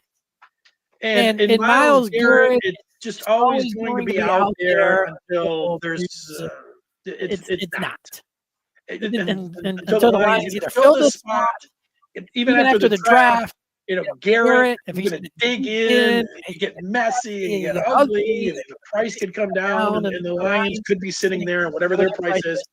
It could happen. So that's a dream. And I'm, when it comes down to Myles Garrett, I have not talked about it. I'm sure you guys, everybody talks about it all the time. I am for, giving up the treasure trove and going for it and taking the big swing. The window is there. It's open. You've got the money. You've got the capital. I'm ready for it. I am ready to go. Whether you want to say it's all in. I don't think it's crazy talk. Even though some of the I'm not giving up players on the team, but draft capital. I am ready to do that. But there's two names that just came free, and both of them are pretty big names. Joey Bosa is one. The Chargers cut him. So he is just out there, and you can have him if you're the Lions. And then the other one is Trey Hendrickson. And he is under contract, but he's going to want an extension. And the Bengals, the Bengals are the Bengals. They screw things up. They slow play guys when it comes down to big contracts.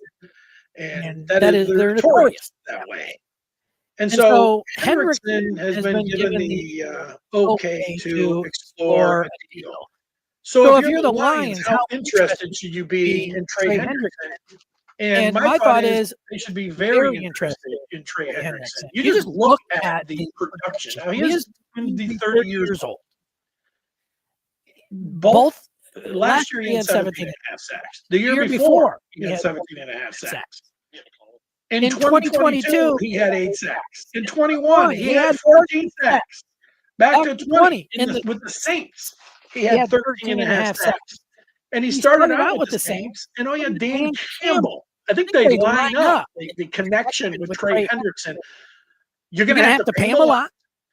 You are also going to have to give up something to the Bengals. And both of those, how much you're willing to pay him per year, and then how much, knowing that you're going to have to pay Hutch as well. How much are you going to have to give the Bengals to get him? Are you going to have to give up that first-round draft pick? I'm thinking yes. But is there a deal to be made where you give up the first, you get back a fourth or a third, how they move all the pieces around? The point is, are you ready to take the big swing at Hendrickson knowing that he's 30 and that you are going to have to drain the coffers? And this would be a big – I mean, it is a big swing. It's not as big as Garrett, but it's close to being as big as – if there's a – not Garrett, next big swing, bigger than Bosa. It's Hendrickson. There's no guarantees, the sure thing, but I'm ready. I'm ready. And even with the first round pick of this year, I do like how many defensive ends are available when you look at the draft or the first round, and where the Lions can just sit there at home could be like, there's about 5 guys who go up, go back a little bit. You love that part, but I also like Hendrickson. I'm thinking about Hutch on one side and Hendrickson on the other, and let's go. With Smith coming back as well. It sounds to me like a winner. Winner. Yeah, Dennis, I don't think you're alone in that thinking either. And that you brought up something interesting. Darius Smith, people forget, he's still under contract. He's under team control. If he was your third guy, you're sitting pretty, I think. But let's go to the phone lines real quick before we hit a break. We've got your buddy Keith, Dennis. He wants to talk a little Lions with you. My buddy, let's go. Keith? Hey, Dennis, how you doing, man? I'm doing good. It's great to hear your voice, Keith. Yeah, I was hoping you recognized me, man. I saw you on, and I was like, oh, man, my man Dennis, I got to call in. Yeah, good to hear you on the radio, man. So, yeah, I think, with the Lions, you look at the way they built the team. I just don't see them going out making a big signing. I mean, you look at what he's done, drafting and just kind of signing these under-the-radar guys. It's not to say that they won't do it, but I don't think if I'm the Bengals or the Browns, the Lions don't have enough draft capital, right? They pick too high. Like, if I'm them, I want a team that's got a higher pick in the draft. And if the Lions do make a trade, they those teams are going to want people like Branch or Gibbs, especially for Garrett. Like, I don't think it makes sense to make that trade if you're giving up those types of quality players. Yeah, well, I'm right with you there. I'm not giving up Gibbs or Branch. I'm not giving up anybody. I'm not stealing from Peter to pay Paul. But you're right about having a higher draft pick. But when you're talking about giving up 1, 2, maybe even 3 picks for Garrett, that also you have to be able to sell it to your fan base, Keith. I think you can say 3 first-round picks for Garrett. You don't know what's going to happen in 26, 27, and 28. Right, but if I'm the Browns, I don't want the Lions picks because we think we're going to be a pretty good team, right? So we're picking in the 20s, where if I'm trading with a bad team, I'm getting like the number 3, 4 pick overall for hopefully the next couple of years.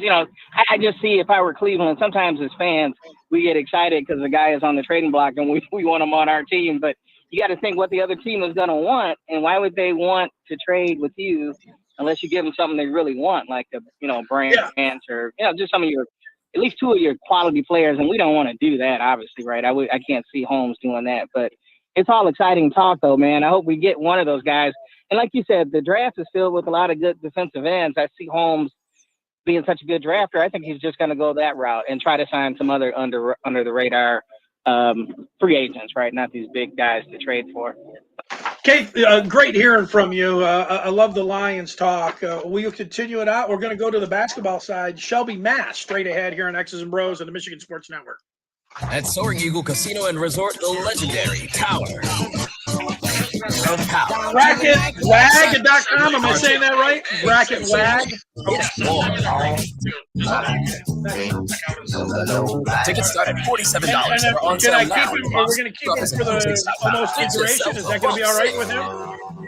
Okay. March 8th at Soaring Eagle Casino and Resort, Ward and Tower of Power. All right, well, we're going to be throwing questions at SoaringEagleCasino.com.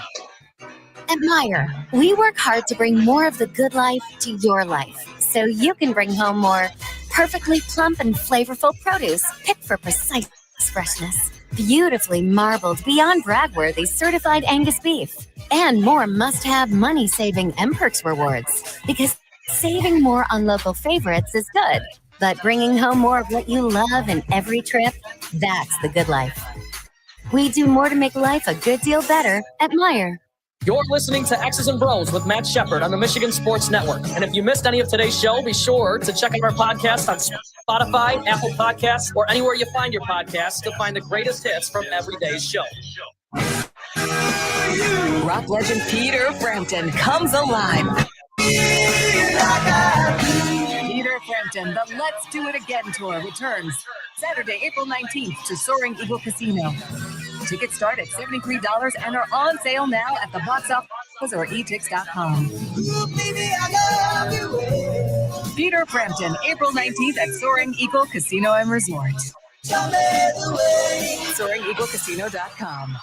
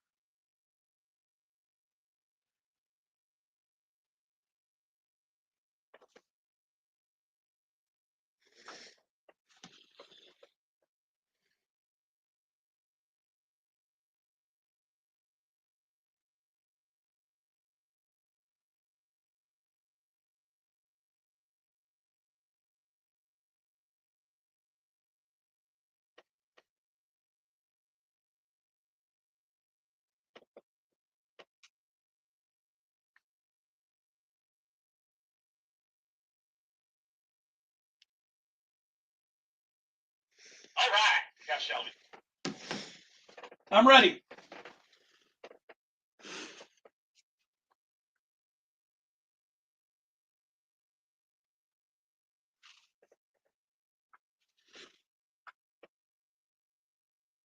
If you don't mind, Dennis, I can introduce him, and then you can ask the first question. I got no problem with that. I'll say welcome back. Trent, what are we doing here? Perfect. How's that?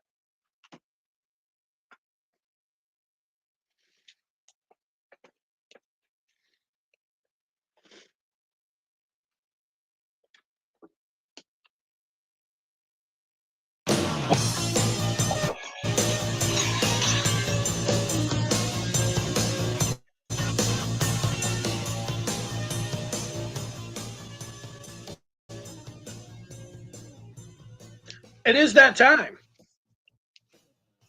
8:35, X's and Bros on the Michigan Sports Network. I'm Dennis Fithian in for Matt Shepard. Trent Bally is here. And Trent, it is March. We're sitting here on March the 7th, and March Madness is underway. What are we doing now? We're going to talk to Shelby Mast. He's the founder of Bracket Wag. He's a bracketologist, if you will. Shelby, how are you, my friend? I'm doing good. How are y'all? Awesome. Awesome. It is that time, like Dennis said, so we're fired up to talk to you about all the madness. I am too. Well, let's start you off with Michigan State, who secures the outright Big Ten title last night in the regular season. They still have one more game to go. They'll play Michigan on Sunday, and then it's the Big Ten tournament. Shelby, how are you looking at Michigan State and where they fit into things when it comes to the NCAA tournament? Right now, I've got them as a 2 seed, the 7th overall. They're playing in the South, but they've got a chance, an outside chance to possibly move up to a 1. They need help, but it is doable. But I think more than likely they'll end up on the 2 line. Well, what kind of help do you think they're going to need? Would it take an Auburn loss in the SEC tournament? What kind of help would Michigan State need to get to the 1 line? I think Duke and Auburn are going to be 1 seed, and Florida and Houston, they need those teams to lose multiple games, along with Alabama and Tennessee, and Michigan State not lose Sunday, and possibly get to the finals of the Big Ten tournament. When it comes down, Shelby, to Michigan State, and when you look at them overall, as a 2 seed, are they a dangerous team to get into the Final Four? When you look at the metrics, when you look at the coach, when you look at the bench, I mean, what are you looking at when it comes down to MSU? When people ask you, are they capable of a long run? One thing I'm always told or reminded is that there's only 3 things in life that are certain: death, taxes, and Izzo in March. And I think Michigan State, depending on what region they go to, they've got a very legitimate shot. And right now, you can go to bracketwag.com to see Shelby's bracket. Shelby has Michigan State as a 2 seed in that South region in Atlanta. Shelby, there's another big program in this state, the Michigan Wolverines, on a bit of a slide as of late. But where do you have them in your bracket? Right now, I've got them as my last 4 seed in, and that may be a little bit generous.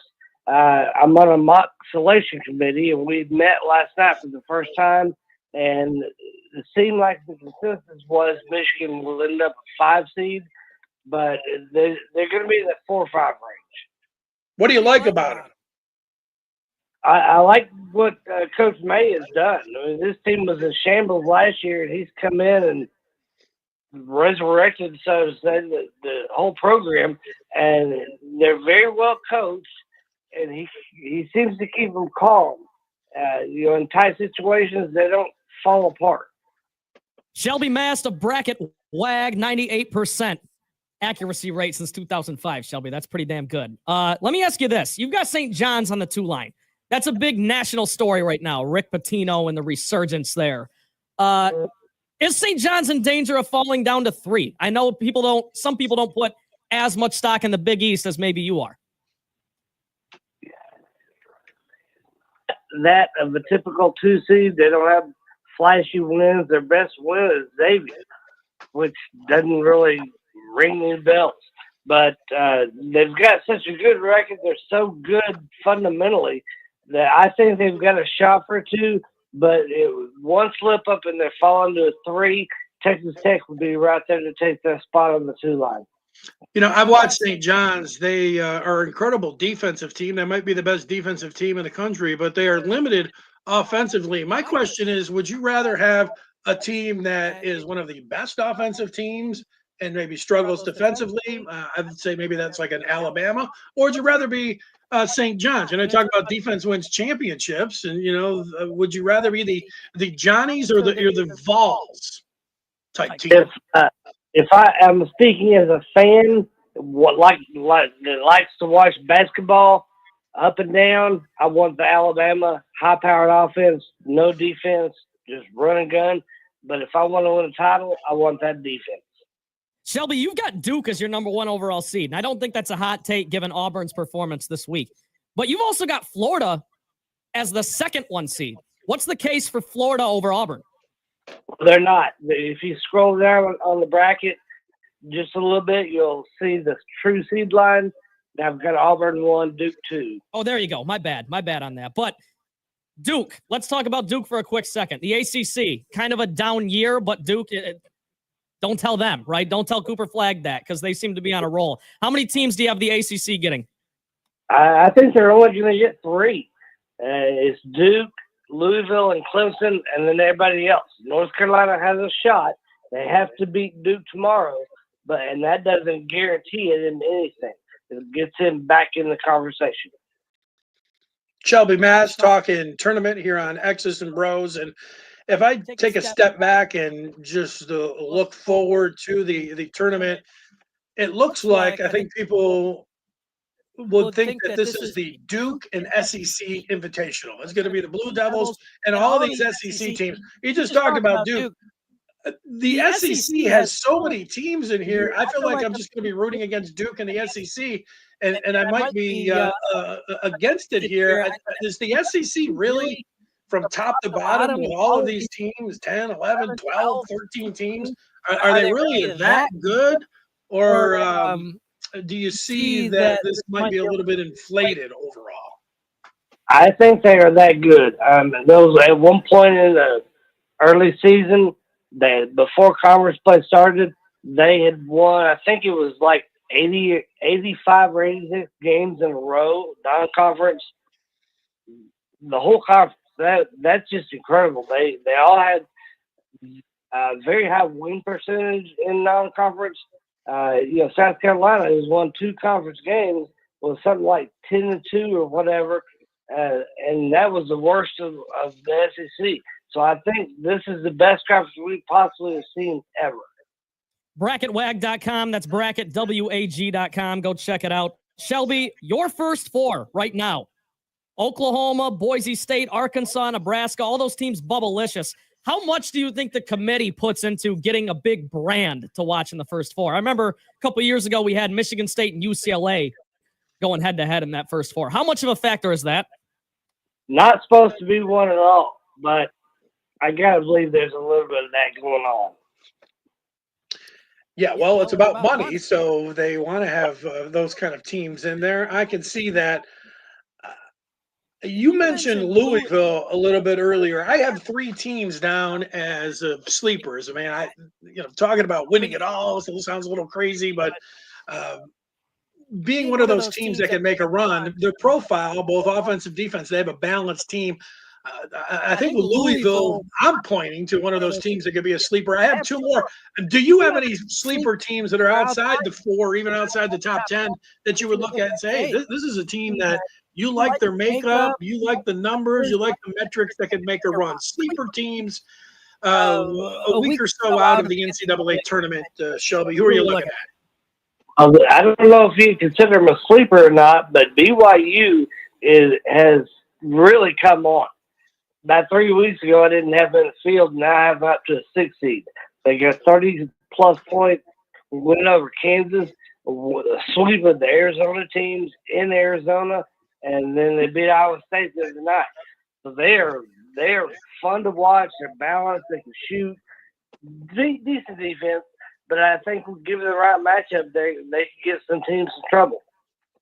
Shelby, if you had a vote, who would you give Coach of the Year to? I know you specialize in the bracket stuff, but if you're a huge college basketball fan as it is, who would you give the National Coach of the Year award to if you had a vote? I think for me right now, it's got to be Bruce Pearl. I mean, what he's done with this Auburn team, they are just a phenomenal team, offense and defense. Johnny Broom is going to be mentioned for Player of the Year, but he is not all that team has. They don't rely on him. You saw when he's out with the injury, they didn't skip a beat. So I think he's done a good job of putting pieces together to make a formidable team. Shelby, overall as a conference, Michigan State looks like they're, your bracketologists. You are one. The SEC, you talked about, they deserve it. Maybe the best heading in ever. But the Big Ten is second. Do you feel like they are contenders with some of their teams, or mostly are they pretenders as we look at the conference as a whole? I think Michigan State, Michigan, Maryland, those teams could do something. Maybe Wisconsin or Purdue, but then you take the second tier, they're not as good as the second tier from the SEC. They're still good teams, but I think the top 5 in the Big Ten are what you hang your hat on. Everyone who follows March Madness closely knows that more years than not, there's a 5-12 upset, right? And it's for a lot of fans, it's one of their favorite upsets to pick when they're filling out their bracket. Your 5 line currently has Missouri, Clemson, Maryland, and Marquette. Which one of those 5 seeds potentially do you think is most susceptible to that 5-12 upset in round 1? Marquette. I don't even know if they'll be a 5 seed come Selection Sunday. They've kind of slipped lately. And I think they've had 1 top win since January. So they've been playing above average, but not great. Hey, Shelby, when you look at the teams and you're getting ready, whether it's to fill out one true bracket or a bunch of brackets, what are the things that you consider when you're putting them down? I know there's a lot of people historically that look to the metrics that Ken Palm has if you're in the top 20 or top 25, or if you have some kind of outlier. Is there a thing or two that you point to when you're filling out your bracket to either pump up a team or eliminate a team when you're going through it all? I'm looking for teams with senior or junior guard play. It's good, solid guard play, a good defensive team, and you got to be able to score. So the upperclassmen as the guard is very important, I think. Last thing for you, Shelby. I'd be remiss if we didn't ask you for your national championship pick. Who do you have cutting down the nets? If I had to pick right now, I'd probably go in Auburn. There you have it. The Auburn Tigers cutting down the nets for Shelby Mast. Thank you so much for your time, Shelby. I know it's a super busy time for you. I know you value your sleep, especially this time of year. Thanks for joining us. Thanks for having me, guys. Shelby Mast, founder of Bracket Wag. That's bracketwag.com. Dennis, nothing gets me going like talking brackets. Well, let's turn it around and ask you. You have to pick a team to cut down the next. Who are you selecting? I love Florida. I love how athletic Florida is. I love how Florida puts up points. I love how Florida can be a versatile defensive team. I do think the champion comes out of the SEC. What say you? Well, this is one of these things that I have been burned on year after year. It seems like the last 5 years. I have picked, I have bet Houston. I love the way they play defense. I love the way that they attack the glass. They're sitting there. They have all of the profile things that I look for. They've got a great defense. They can also score the ball. They're deep. They've got the guard play. So I like Houston to actually do it this year and take it all the way. You know, I like Auburn. They've got the guard play. They got the big man. And all these teams in the top four. Duke, you know, when you can go over Duke, they've got everything that you like. Auburn has everything you like. Florida, you watch them play, and they've got four guards that are as good as anybody in the country. So yeah, all of these top teams. When then you start looking at some of these others, you know, Tennessee's got a good defense. Alabama's got a great offense, you know, so they're a little incomplete. But you know, Arizona, Louisville, and Ole Miss. I got three sleepers: Arizona, Louisville, and Ole Miss. And then I have Houston going all the way. But, you know, Michigan State's very interesting. I think what Shelby says, you get that draw that is fortuitous. MSU can get that 2 seed. And we've seen Tom Izzo, stranger things. They get the double-double here with a Big Ten tournament. So stranger things that happen. It's a good time to be a state fan. I like that Shelby's talking about Michigan as a team that can put together a run as well. Yeah, I think you bring up a great point with Houston. I talked to Shep about this earlier this week. I just feel like Houston is so under the radar. We're talking about a season here where Cooper Flagg is the big story and how deep the SEC is. And, you know, all that. Even Rick Pitino has gotten more press, it seems, than Houston. I think the Cougars are a really good team. I'm with you. And I think quietly they've kind of slid into that one line. So that's not a bad pick, Dennis. I hear you. And I don't want to be a homer with Michigan State, but if the question is, can Michigan State win the national championship? Absolutely they can. We've talked about their defense. We've talked about their senior leadership. We've talked about their guard play. We've talked about their depth. There's a lot to love about the Spartans, just not that three-point shooting. Can they survive without being able to shoot the three super well? That's the question.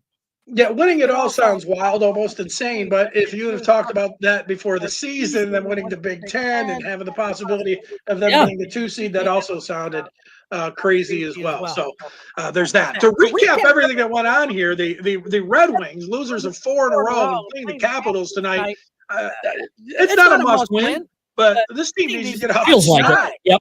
No, the ebbs and flows of the season, it was just heading into that weekend series with Columbus, the outdoor game, that everybody was dialed in. Everybody was so excited about the Red Wings, talking about the playoffs, and the LCA is going to be rocking and everything else. Then they go out and lose 4 in a row, and now you got the deadline, and people are unhinged. I mean, they just cannot.